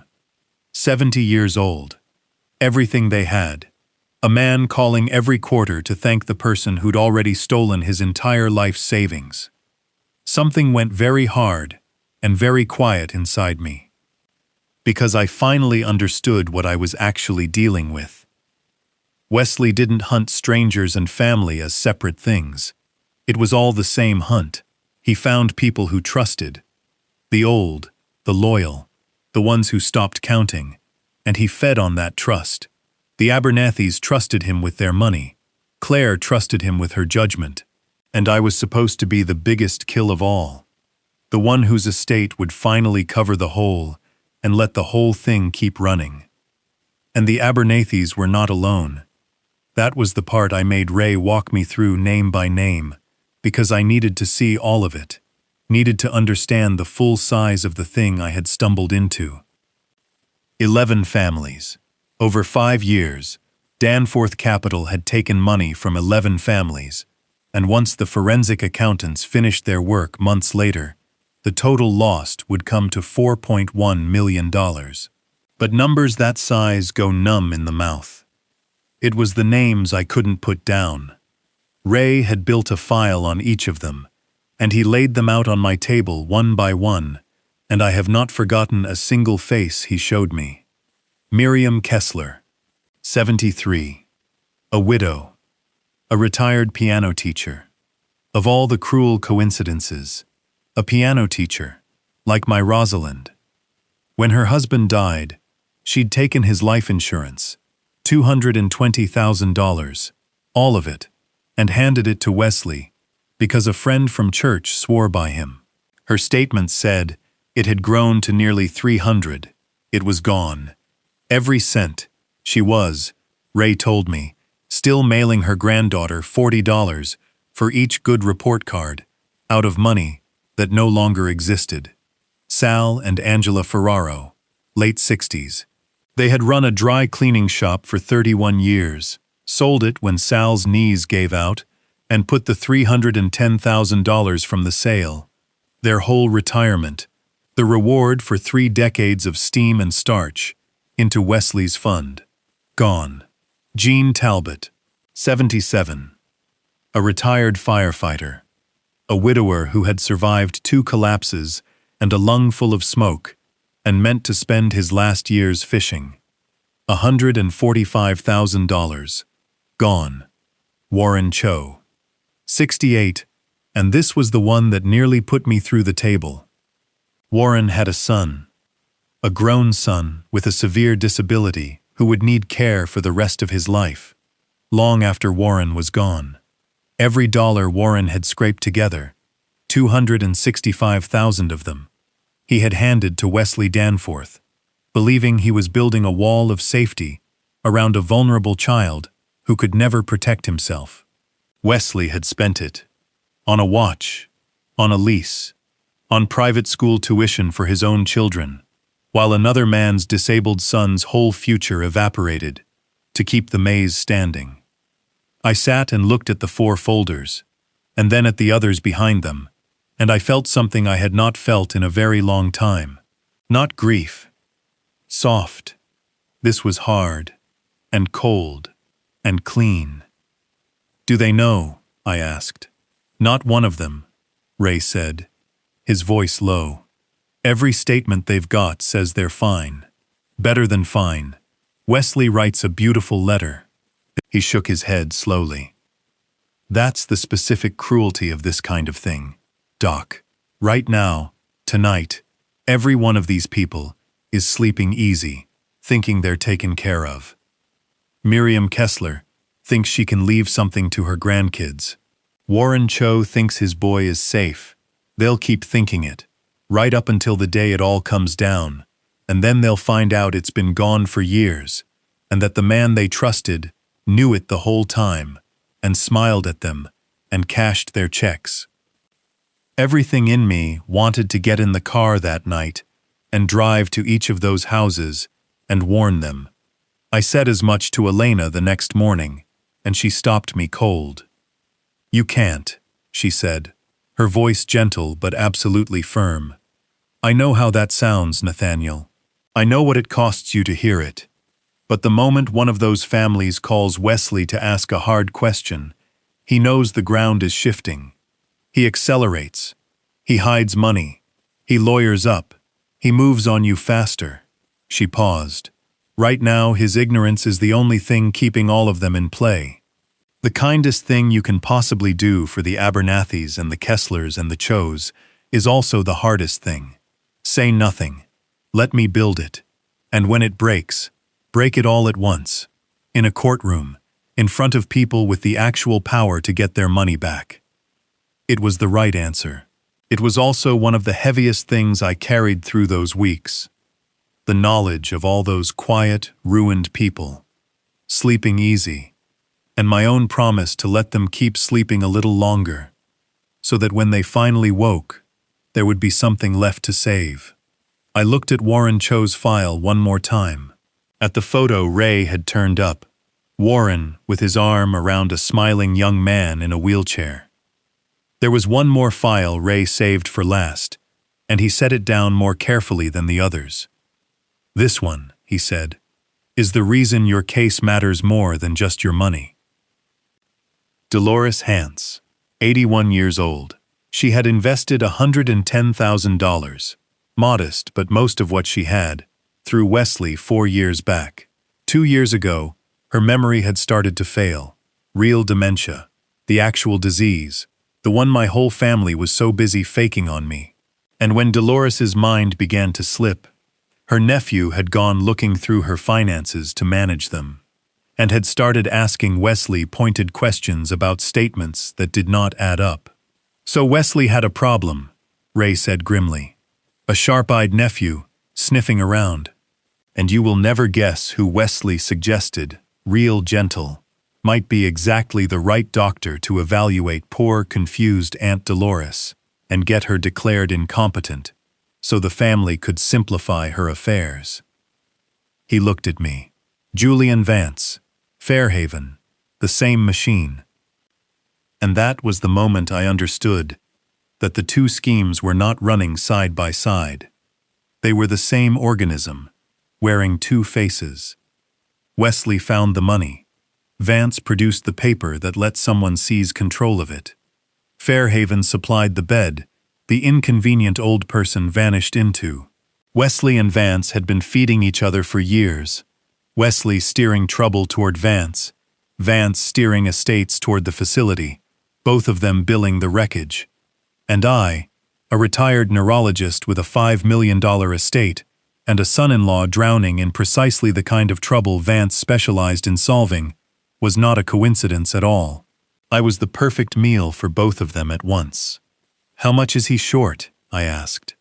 $2.4 million, right now," Ray said. "By December, when Hargrove's redemption hits, he's got maybe 6 weeks before it all comes apart on its own. Which is why he needs your money now. So if I do nothing," I said slowly, "his fraud collapses on its own in 6 weeks. But only after he's already used a court to declare me incompetent and drain my accounts to try to stop it. And the Abernathys are still ruined either way." "That's about the size of it," Ray said. I nodded. I looked at June Abernathy's name one more time. "Then we don't do nothing," I said. The last piece Ray brought me was Vance, and it confirmed everything Priya had feared. Fairhaven Memory Care was, on paper, a legitimate facility. Underneath, it was a machine. Ray had found the pattern, a steady trickle of residents admitted right after a cognitive evaluation signed by Vance himself, and right after a conservatorship put a relative in control of the money. Beds filled, estates billed. $11,500 a month, month after month, until the money ran out, and the resident, conveniently, declined and passed. Ray had found the pattern, the way you find any pattern, by refusing to look at one case and looking instead at all of them at once.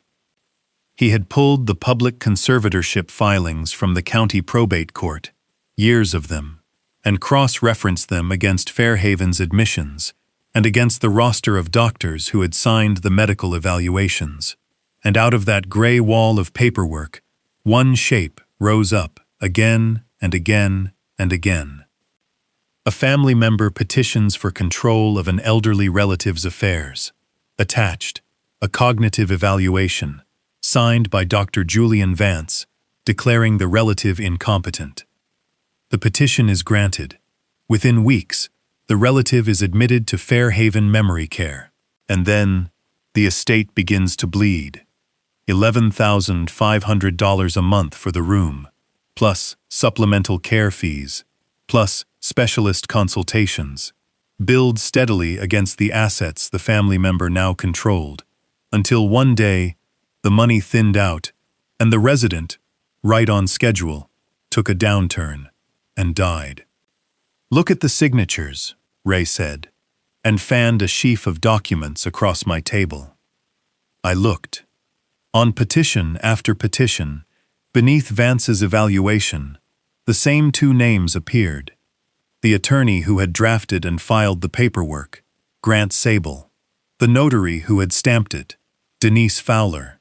The same lawyer, the same notary, the same doctor, the same facility. Over and over. Across years. Across families who had never met one another, and each believed, in their private grief, that theirs was a singular tragedy. "It's a production line," Ray said, and I had never heard him sound so cold. "Sable does the legal paper. Fowler stamps it. Vance provides the medical lie. Fairhaven provides the bed. And some relative who wants the money faster than nature will hand it over, gets to feel like a caretaker while the estate drains into all four of their pockets." He showed me one of the families. I asked him to. Arthur Penn, 78, a retired railroad dispatcher, a widower with a good pension, a paid-off house, and a mind, according to everyone who actually knew him, sharp as a tack. 2 years ago, a son-in-law had petitioned for conservatorship, produced a Vance evaluation, declaring Arthur demented, and installed himself over Arthur's every dollar. Arthur had protested. Of course he had. And every protest, Ray showed me, had been written up in Vance's notes as further proof of the disease. The exact trap Vance had described in my own living room. Anosognosia. He doesn't know he's impaired. The more he insists he's fine, the sicker he is. Arthur Penn was, at that very moment, still inside Fairhaven. 2 years locked in a memory care ward. A sound-minded man, medicated into fog, legally erased, while a son-in-law spent his pension. He had no Priya. He had no Elena. He had no recording, no head start, no 41 years of knowing exactly how the machine worked from the inside. He was simply an old man who had trusted the wrong family and drawn the wrong doctor, and the system had swallowed him whole. I sat with Arthur Penn's file in my hands for a long time, because that, at last, was the moment my own case stopped being only my own. Somewhere in that building, right then, a man exactly my age was living the precise fate they had designed for me. The fate I would escape only because of a rare and lucky pile-up of advantages he had never been given. My medical knowledge. My old resident who'd become a great doctor. My wife's clock on the mantle. My money to hire the best investigator in the city. Arthur Penn had none of it. And there were more like him, scattered across Fairhaven and the quiet graveyard behind it. "When we do this," I said quietly, "we don't just clear my name." "No," Ray agreed. "We open the whole thing, all of it, every case with Vance's signature on it." "That," Ray said, "is exactly what I was hoping you'd say. The 3 cases Priya couldn't prove were in that folder. And there were others, at least a dozen," Ray thought. "This isn't one bad doctor," Ray said grimly. "This is a business model. Vance signs the paper. The family gets control. The facility gets the resident. Everybody bills the estate until it's dry. He's done it for years. Nobody's ever put it together, because each family thinks they're the only one, and the victims can't fight back. They're locked in his building, doped up, and legally declared incompetent." He looked at me. "You know what he doesn't have in any of those other cases, Doc?" "What?" "A victim who's a neurologist," Ray said, and for the first time that morning he smiled. "A victim who kept a recording, and a victim with 3 months' head start." That night, I sat in my study, and I laid the whole thing out on paper, the way I used to lay out a diagnosis. The disease was clear now. It had 3 tumors. Wesley Danforth, running a fraud, drowning in other people's money, willing to warehouse his own father-in-law to save himself. Julian Vance, a corrupt doctor, with a machine for turning the elderly into revenue, and a 20-year grudge that made mine his masterpiece. And Claire, my daughter, who had looked at her father and seen an inheritance she could take early. Around them, the smaller players, Grant Sable, the lawyer forging documents, whoever notarized them, whoever else fed the machine. And against all of it, one recording. One perfect cognitive evaluation, sealed and notarized. One elder law attorney who knew the playbook cold. One retired detective with a 2-inch folder. One court stenographer next door who remembered everything. And a dozen victims out there who didn't even know yet that someone was finally fighting for them. I had, Elena told me, more than enough to get the petition thrown out and protect myself quietly. But I'd stopped wanting quiet. I wanted it done in the open, in front of everyone. In the exact place they intended to destroy me. A courtroom. With the exact tool they intended to use. A hearing about my mind. I wanted them to walk in certain they'd already won. I wanted Vance on that stand, swearing under oath that I couldn't remember my own name. And then I wanted to stand up. The notice came 3 weeks later, in a plain envelope, official and cold. A petition had been filed with the probate court to establish a conservatorship over the person and estate of Nathaniel Reyes, alleged to be an incapacitated adult. A hearing was set. Petitioner, Claire Danforth. In support, the sworn medical evaluation of Dr. Julian Vance. I read it, standing at my kitchen counter in the morning light. My daughter had put it in writing.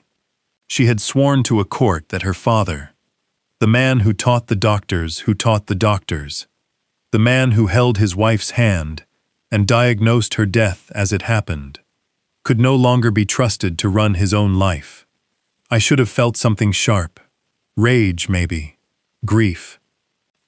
Instead, I felt that old, familiar cold settle over me completely. The stillness Rosalind used to laugh at, the one that meant the lion had finally decided to move. I called Elena. It came, I said. I know, she said. I got my copy. Vance's evaluation is attached. A pause, and I could hear something almost like delight under her professional calm. Nathaniel, he put it in writing. Every false finding, signed and dated, submitted to a court under penalty of perjury. He handed us the noose and tied it himself. Good, I said. There's a hearing in 5 weeks, Elena said. Here's what we're going to do. We say nothing. We object to nothing important. We let them believe you're not even mounting a real defense, a confused old man with some overwhelmed public lawyer. We let Vance walk in confident. We let Wesley and Claire sit there, certain it's over. Her voice sharpened to a point. And then we're going to open a door in that courtroom that they can never, ever close. And the Abernathys? I asked. The other victims? Wesley's fraud? I've already made a very quiet phone call, Elena said, to some people who are extremely interested in Danforth Capital Partners. They're going to want to be in that courtroom too, but they're going to wait for my signal. I could hear her smile. Everyone's going to be in that room, Nathaniel. That's what makes it beautiful. Every single one of them, all in one place, all thinking they're about to win. I hung up the phone. I walked into the study. I picked up the bronze lion Rosalind had bought me at a market stall a lifetime ago. The one she said looked just like me. Calm, patient, and absolutely not to be underestimated. I turned it over in my hands. 5 weeks. In 5 weeks, I would walk into a courtroom as a frail, confused old man, one last time. And I would walk out as myself. "Almost there, Roz," I said quietly. The old lion was done waiting in the grass. The hearing was held on a gray Thursday morning in Probate Courtroom 4, and I walked in, looking like exactly the man they'd told everyone I was. I'd dressed for it. An old cardigan, buttoned wrong on purpose by one hole. My hair a little unkempt. I shuffled. I held Elena's arm and looked around the courtroom with a vague, watery uncertainty, as if I wasn't quite sure why we were all there. It was the finest performance of my life, and it was the last time I would ever give it. The room was fuller than a routine conservatorship hearing should have been, though only I and Elena knew why. Claire sat at the petitioner's table, beside a slick, expensive-looking man I recognized from Ray's folder, Grant Sable, the attorney who'd drafted the forged trust. Wesley sat behind them in a charcoal suit, checking his watch, radiating the impatience of a man who needed this over so he could go move money. Dr. Julian Vance sat near them, calm and silver and confident, a leather folder on his knee, his evaluation, his masterpiece, 20 years in the making. He caught my eye as I shuffled past. He gave me a small, gentle, pitying smile. The smile you give a sick old man who doesn't understand what's happening to him. I gave him a confused little smile back. "Enjoy it, Julian," I thought. "You've got about 40 minutes left." In the gallery, Coretta Sims sat with her hands folded, absolutely still, watching everything, remembering everything. Somewhere behind me, though I didn't turn to look, sat Ray Bellamy and Dr. Priya Anand, and a small, quiet cluster of people in unremarkable suits whom nobody at the petitioner's table had bothered to notice. And in the second row, alone, pale, her hands twisted in her lap, sat my granddaughter, Sophie, 16 years old, brought along or come on her own, I didn't know, watching her family try to erase her grandfather. Our eyes met for 1 second. I let mine go soft and lost, and I watched her flinch, and I hated every part of what I was putting her through. "Hold on, sweetheart," I told her silently. "1 more hour, then I never lie to you again." Judge Marion Alcott took the bench, and the last act began. They went first. That was how I wanted it. Grant Sable rose and painted the picture, smooth and sorrowful. A beloved father, a distinguished career, now sadly in decline. A worried daughter who wanted nothing but his safety and comfort. A simple, merciful request. Appoint Claire as conservator, so she could protect her father from himself. Then he called Claire to the stand. My daughter took the oath to tell the truth, put her hand on the book, and swore it. And then she lied to a courtroom for 11 straight minutes. "He left the stove on twice last month," Claire said, her voice trembling with a grief so well practiced it would have fooled me if I hadn't heard her rehearsing it through my study wall. "I found the burner glowing. He didn't even know. Never happened. He called me by my mother's name," she said, and her eyes filled, and 1 tear slid down, right on cue. He looked right at me and said, "Rosalind, my mother's been gone 3 years." Never happened. "He got lost driving home from the grocery store he's used for 30 years, she said. "A police officer found him. He didn't know where he was." There was no officer. There was no store. There was no getting lost. I sat at the defense table, hunched and vague, and I let every false word land, because each one was a nail my daughter was cheerfully hammering into her own coffin, under oath, on the record. Elena, beside me, asked Claire almost nothing on cross, a few gentle, harmless questions. No further questions.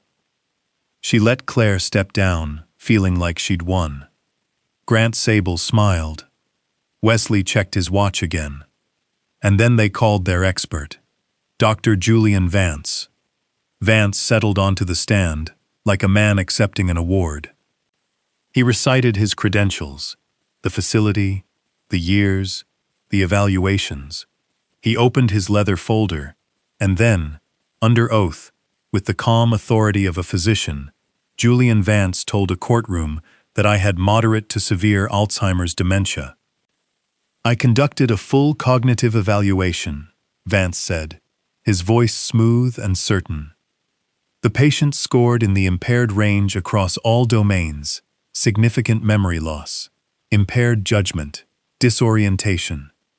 In my professional opinion, Mr. Reyes is entirely incapable of managing his own affairs and is unsafe living alone. Sable nodded gravely.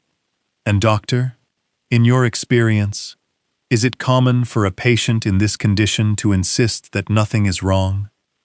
Extremely common, Vance said, and here it came, the trap he thought he'd sprung.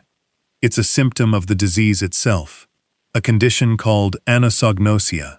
The patient genuinely cannot perceive his own impairment, so he'll protest. He'll insist he's fine.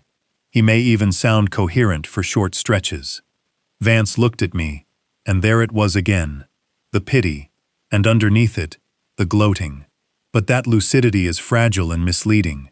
The more forcefully he denies his illness, the more clearly it confirms the diagnosis. It was, I had to admit, elegant. He'd built a cage with no exit. If I sat silent, I was impaired. If I spoke up, I was in denial, which proved I was impaired. Any protest I made would only bury me deeper. He'd forgotten one thing. He'd built that cage assuming I would try to argue my way out of it. I had absolutely no intention of arguing. I was going to open the door with evidence and walk out through the wreckage. "Thank you, doctor," Sable said. "Nothing further." Judge Alcott looked toward our table. "Ms. Cruz, your witness." And Elena Cruz rose to her feet, and for the first time all morning, she did not look overwhelmed or outmatched at all. She looked like a woman who had been waiting patiently for exactly this moment. "Dr. Vance," Elena began, her voice pleasant and precise, "you testified that you personally conducted a full cognitive evaluation of Mr. Reyes, under oath. Is that correct?" "That's correct," Vance said. "You administered standardized testing? The Montreal Cognitive Assessment, the mini mental state exam, that sort of thing?" "Yes," Vance said smoothly, "the complete battery." "And when did this evaluation take place?" Vance named a date on which, as Ray's records would shortly show, he had been at a conference 2 states away. "Interesting," Elena said. "Your Honor, I'd like to introduce Defense Exhibit A." And she nodded to her associate, and the courtroom screen came to life. It was me, on video, 2 camera angles, a wall clock showing a date, 3 weeks after my birthday party. And across from me sat Dr. Priya Anand, running me through the exact same tests Vance had just sworn he'd given me. The room watched me answer every question, watched me recite, calculate, recall, draw, watched Priya score it in real time. 30 out of 30 on the MOCA. 30 out of 30 on the MMSE. Perfect. Flawless. On camera. Notarized. Dated. Vance's confident expression began, very slightly, to crack. "Dr. Vance," Elena said, "the man on that screen, does he look impaired to you?" Vance opened his mouth, closed it.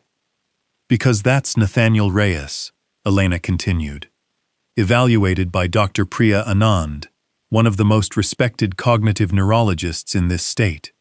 3 weeks after the incidents Ms. Danforth just described under oath. Perfect scores. No impairment of any kind." She let it hang. "So I have to ask, doctor, when you administered the complete battery and found him severely impaired, Did that evaluation ever actually happen? Or did you simply write down a diagnosis someone paid you to write? Objection, Sable said weakly. I'll allow it, Judge Alcott said, and her voice had gone very cold, and she was no longer looking at me like a sick old man. She was looking at Vance like a hawk. Elena called Dr. Priya Anand to the stand, and Priya was magnificent. She was calm, credentialed, and completely unshakable.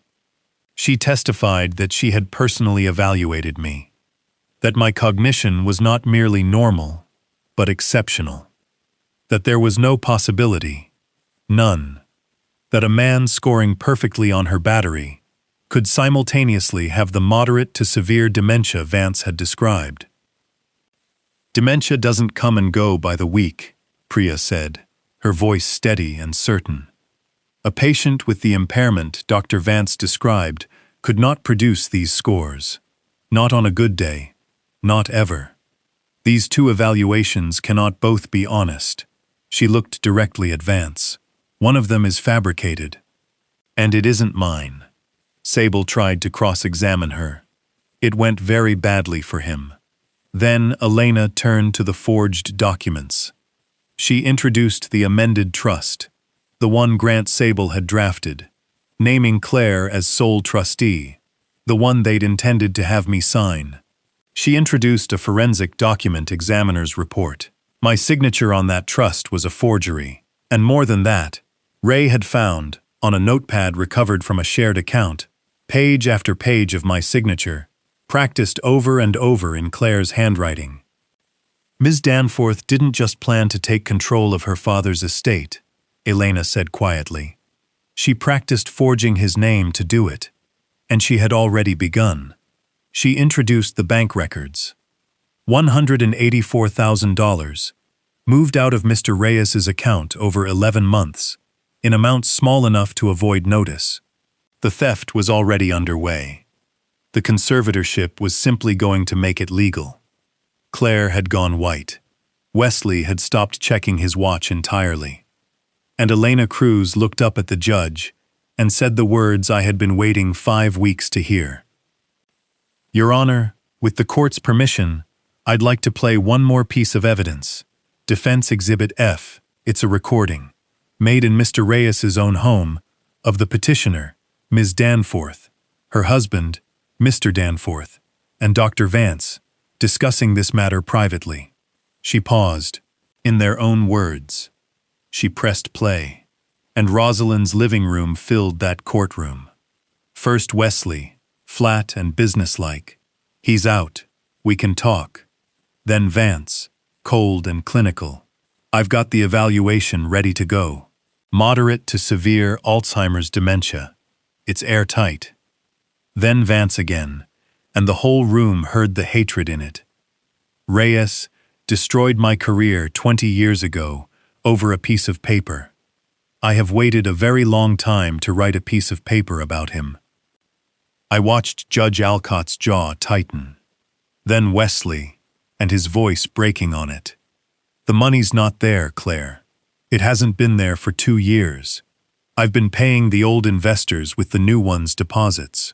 Hargrove wants $2.4 million out by December. Claire, I'll go to prison. Federal prison. The quiet cluster of unremarkable people in the back row leaned forward as one. Then Vance, silky and monstrous.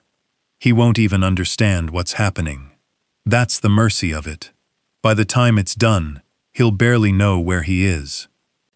And then, and this was the one I had to look at the floor to survive, my daughter's voice, small and testing and terrible. It's basically our inheritance anyway, right? We're just doing it a little early. And Wesley, gentle and reassuring. He'd want to help us, Claire. If he could understand, he'd want to help. The recording clicked off. The silence in courtroom 4 was the most complete silence I have ever heard. You could hear the clock on the wall. You could hear Sophie, in the second row, begin very quietly to cry. Then Judge Alcott, in a voice like a closing door, said, "Ms. Cruz, is Mr. Reyes able to testify?" Elena turned to me. "Mr. Reyes," and I stood up. I want to tell you what it felt like to stand up straight in that courtroom. For weeks, I had been shrinking, shuffling, fogging my own eyes, slumping my own shoulders, folding myself down into the small, confused thing they needed me to be. It had cost me more than I can say. Every time Sophie looked at me with fear, every time I let them believe it. So when I stood, I did not shuffle. I straightened my spine. I buttoned my cardigan correctly. I lifted my head, and I walked to that witness stand at 70 years old, with my back as straight as it had been at 30, and I took the oath in a voice that carried to every corner of the room. I watched Julian Vance realize, in real time, exactly what was happening. I watched the confusion drain out of Wesley's face, and pure animal fear rush in.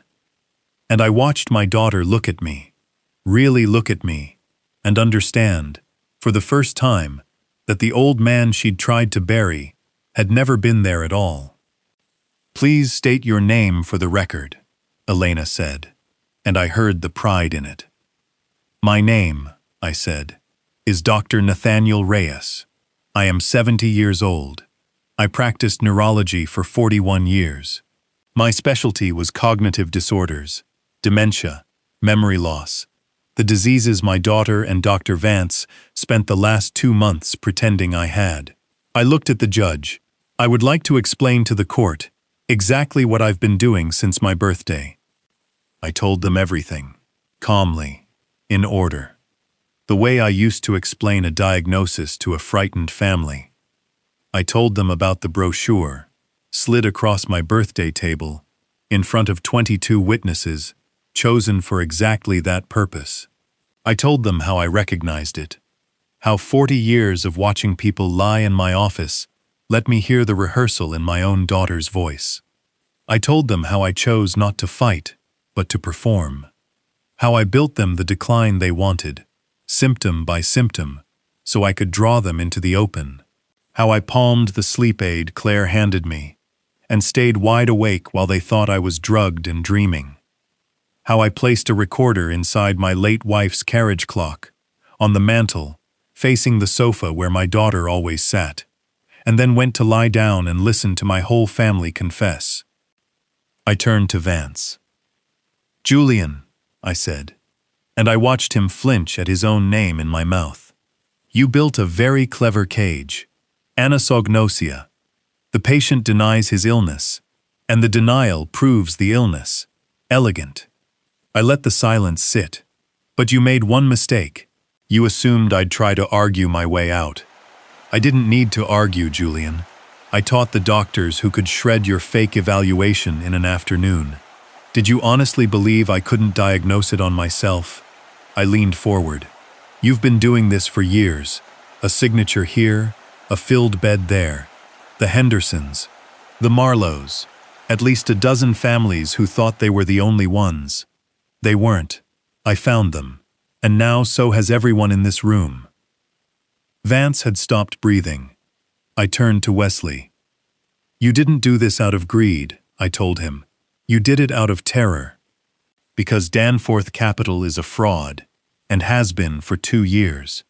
Because you took people's money and paid old investors with new deposits, and now the whole thing is one redemption from collapse." I paused. "You needed my estate to plug a $2.4 million hole before it swallowed you. And you were willing to warehouse me in a locked ward to do it." My voice didn't rise. It didn't need to. Harold and June Abernathy, both 70. You took their entire retirement, $680,000, 4 years ago. Harold still calls you every quarter to thank you for the statements. I let that land in the silent room. You hunt people who trust you, Wesley. You always have. You just finally hunted one who used to hunt for a living. And then, last, hardest, I turned to my daughter. I looked at Claire for a long moment before I spoke. She was crying. Not the rehearsed tears from the stand. Real ones now. Ugly. Silent. The tears of someone watching the ground disappear. I did not enjoy it. I want you to know that.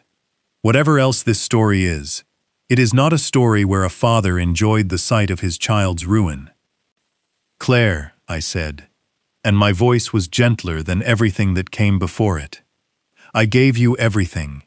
After your brother died, I gave you the love I couldn't give him anymore. And I overdid it. And I'm sorry for that. Because I think it taught you the world would always simply hand you things. I paused. But I never once thought you'd try to take them like this. You looked at me, your father, and you saw a number. You called it an inheritance, and told yourself you were just claiming it early. My throat tightened, but my voice held. You forged my name. You lied to a judge. You were going to lock me in a room until I died, for money. I shook my head slowly. The saddest part, Claire, is that if you had ever once actually needed help, really needed it, you only ever had to ask. I would have given you anything. All you had to do was ask instead of steal. Claire made a sound then, a broken little sound, and put her face in her hands. And Judge Marian Alcott, who had heard the whole thing, looked out over her courtroom with an expression of pure, cold fury. This petition, she said, her voice ringing, is not only denied, it is the most brazen abuse of the conservatorship system I have seen in 20 years on this bench. I am finding Mr. Reyes fully competent. I am dismissing this action in its entirety. And I am referring every person at that petitioner's table for prosecution, for perjury, for fraud, for forgery, and for the attempted false imprisonment of an elderly man. Then she nodded toward the back of the room. I believe, she said, there are some people here who've been waiting for that. They rose from the back row all at once. The quiet cluster of unremarkable people. They had badges under those plain jackets after all. A woman stepped forward first. Detective Angela Ruiz, Financial Crimes, flanked by 2 federal agents who had been listening to Wesley describe his own fraud for the last 20 minutes, on the record, in his own recorded voice. Wesley Danforth, Detective Ruiz said, her voice flat and hard. You're under arrest for securities fraud, wire fraud, and embezzlement. The handcuffs came out. You have the right to remain silent. Wesley didn't fight it. He just sat there, gray-faced, as they cuffed him. A drowning man who'd finally gone under. Another investigator moved on Vance, from the State Medical Board, with a detective beside her. Dr. Vance, you're under arrest for healthcare fraud, falsifying medical records, and elder abuse. Your license is suspended effective immediately. Vance stood slowly, his silver composure gone, and for 1 second his eyes found mine across the room, and I held them, calm and steady, until he looked away. And then a detective walked to the petitioner's table, to my daughter, and read her the same terrible words. Conspiracy, forgery, elder financial abuse, perjury. He was gentle about it. She wasn't fighting. She was barely standing. But the handcuffs were the same handcuffs. Grant Sable was already reaching for his briefcase, already talking about representation, already understanding that he would soon be the one who needed a lawyer. I stood at the witness stand and watched them lead my daughter and her husband and Julian Vance out of courtroom 4, in handcuffs, one after another, into the gray morning. And then a small figure broke from the second row and ran at me, and Sophie hit my chest at full speed and wrapped her arms around me and sobbed into my cardigan, and I held my granddaughter as tight as I have ever held anything, and I felt her shaking, and I bent down and put my mouth to her ear. "It's over, sweetheart," I whispered, my voice thick with everything I'd held back for 2 months. "I'm all right. I was always all right. I promise you, I was never once confused about a single thing, except how much I love you, and that I was completely sure of the whole time." Sophie held on and cried, and over her shoulder, through the courtroom doors, I watched the last of them disappear. The old lion had come down out of the grass, and the hunt was over. People always want to know what happened to them, so let me tell you exactly, one by one, with the numbers, because the numbers matter. First, Wesley Danforth. The recording of his own confession, played in open court, combined with the 2-inch folder Ray Bellamy handed the federal agents, ended him completely. He pleaded out 11 months later, rather than face a jury that would have heard his own voice. Securities fraud, wire fraud, embezzlement, conspiracy. The judge sentenced him to 14 years in federal prison. The total fraud, once the forensic accountants finished, came to $4.1 million, stolen from 11 investors over 5 years, and Wesley was ordered to repay every cent of it. Danforth Capital Partners was dissolved. He is barred from the securities industry for the rest of his life. He will be in his late 50s when he gets out, with nothing. Second, Dr. Julian Vance. His masterpiece, the fake evaluation he waited 20 years to write, became the centerpiece of his own destruction. He was convicted of healthcare fraud, falsifying medical records, perjury, elder abuse, and conspiracy, and sentenced to 9 years. His medical license was permanently revoked. He will never practice medicine again, anywhere in this country. And that was only the beginning for Julian. Once the machine was exposed, the state reopened every conservatorship case tied to his signature. 14 families, it turned out. 14. Some of those seniors were still alive, still locked in facilities, still legally declared incompetent by a man who'd never examined them. They are free now. Every one of them. Fairhaven was placed in receivership and cleaned out from the top down. I like to think of that as the interest Julian paid, on top of the principal. Third, Grant Sable, the attorney who drafted the forged trust and shepherded the whole rotten petition, disbarred within the year. Convicted of conspiracy and fraud, 4 years in prison. He spent a career helping people take things that weren't theirs, and in the end he lost the only thing he had, his license to do it. Fourth, a notary named Denise Fowler, who had stamped documents she knew perfectly well were false. 18 months and a fine. A small player, but the machine only ran because small players kept it oiled, and the court said so. And the money. My estate, the just under $5 million they'd tried so hard to steal, was never touched again after that morning. The $184,000 Claire had siphoned was traced, recovered, and returned to me in full. And Wesley's house, his cars, his accounts, every expensive thing he'd bought with other people's savings, were seized and sold to fund restitution. Harold and June Abernathy, who found out, in the worst possible way, that their retirement had been gone for 4 years, recovered $590,000 of their $680,000. Not all of it, but most of it. Enough for 2 people in their 70s to breathe again. Harold wrote me a letter afterward. I keep it in the study, next to the bronze lion. And then there was Claire. I have thought about how to tell you this part more than any other, because it is the part I am least at peace with.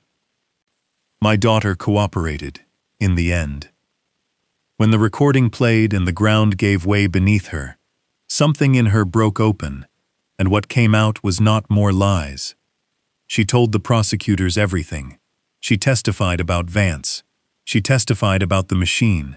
And when it was her turn to be sentenced, she stood up in that courtroom and said she was guilty, and that she was sorry, and I could not tell, I still cannot tell, how much of that sorrow was for what she'd done, and how much was for where she'd ended up. She was convicted of conspiracy, forgery, elder financial abuse, and perjury. Because she cooperated, and because her role was real but lesser than Wesley's, the judge sentenced her to 6 years and ordered her to repay what she'd taken. 6 years. My only living child, in a prison cell. I did not speak at her sentencing. I didn't trust myself to. But I went. I sat in the back, in the same seat where the detectives had once waited for their signal, and I watched them lead my daughter away a second time, and I grieved her the way I'd first grieved her that night at my desk, months before, quietly, completely, and without any hope of a cure. I visit her now, once a month. We don't talk about the case. We talk about Sophie, mostly. Some days it's almost like it used to be, for a few minutes. And then the guard calls time, and I remember where we are and why. She asked me once, through the glass, why I did it, why I didn't just confront her at the party, or cut her off quietly, instead of building the whole trap and letting it spring in public. I thought about it for a long moment. Because it wasn't just about me anymore, I told her. There were 14 families in Vance's machine, Claire. There were 11 people in Wesley's fund, the Abernathys. If I'd handled it quietly, I'd have saved myself and left every one of them to drown. I looked at my daughter through the glass. You taught me something. That night at my party, you showed me exactly how these people hunt. And once I could see it clearly, I couldn't pretend I hadn't. She didn't say anything to that, but she nodded, slowly, and I hope, she understood. Sophie came to live with me. Her father is in federal prison, her mother is in a state one, and so the court gave my granddaughter to me, the confused old man who turned out to be neither, and she moved into the room that used to be her mother's, and for the first time in 3 years, my house is not silent. She plays Rosalind's piano now, every day. She's better than she has any right to be at 16. Some evenings I sit in my chair with my eyes closed and the bronze lion in my hand, and I listen to my granddaughter fill the house with my wife's music, and I think that whatever else those people took, whatever they broke, they did not get this. They never even understood this was the thing worth protecting. We still play chess. She still beats me sometimes. She's stopped calling to make sure I know it's a real win. She knows I know. 8 months after that gray morning in courtroom 4, I did the thing I had been planning quietly since the day I got my life back. I took $1.5 million, a portion of the very estate they'd tried to steal, and I built something with it. I called it the Rosalind Reyes Fund. It does 2 things, and both of them matter to me more than I can say. The first, it provides free, independent cognitive evaluations and legal advocacy for elderly people facing conservatorship petitions. Any senior in this state who suddenly finds a relative in a courtroom claiming they've lost their mind can now get a real doctor, a real lawyer, and a real fighting chance, for nothing. Dr. Priya Anand runs the medical side. Elena Cruz runs the legal one. We are, quietly and deliberately, taking apart the exact machine that came for me, one saved senior at a time. And the second thing, it funds a music program. Music and memory. Real medicine. The kind I spent my whole career watching work when nothing else would. Trained musicians go into memory care facilities and play for people whose minds are genuinely failing, because a song can reach a place that words no longer can. I've seen a woman who couldn't remember her own children light up at the first notes of a piece she loved 60 years ago. That's not sentiment. That's neurology. Rosalind knew it before I did.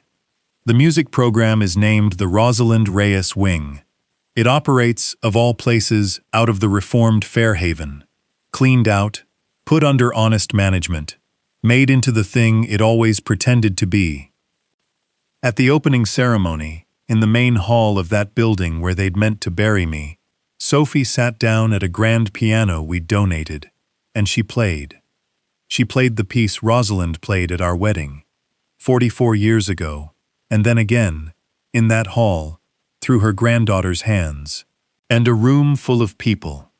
Some of them the very seniors Vance's machine had once tried to erase, now free, listened, and some of them wept, and one old man in the front row, who hadn't spoken a full sentence in 2 years, quietly sang along to the chorus. I stood at the back with the bronze lion in my pocket, because I take it everywhere now, and I let myself cry where nobody could see. There it is, Roz, I whispered. There's your music. It's still playing. There was one more thing, and it was Sophie's idea. Out of the fund we set aside a piece each year for something small and stubbornly hopeful. The Rosalind Reyes Music Scholarship. It goes to one young pianist a year, a kid with far more talent than money, exactly the kind Rosalind spent her whole life teaching for next to nothing, because she always said, the ones who need it most are the ones who can never pay. They get lessons. They get an instrument, if they don't have one. They get someone in their corner telling them their gift is worth taking seriously.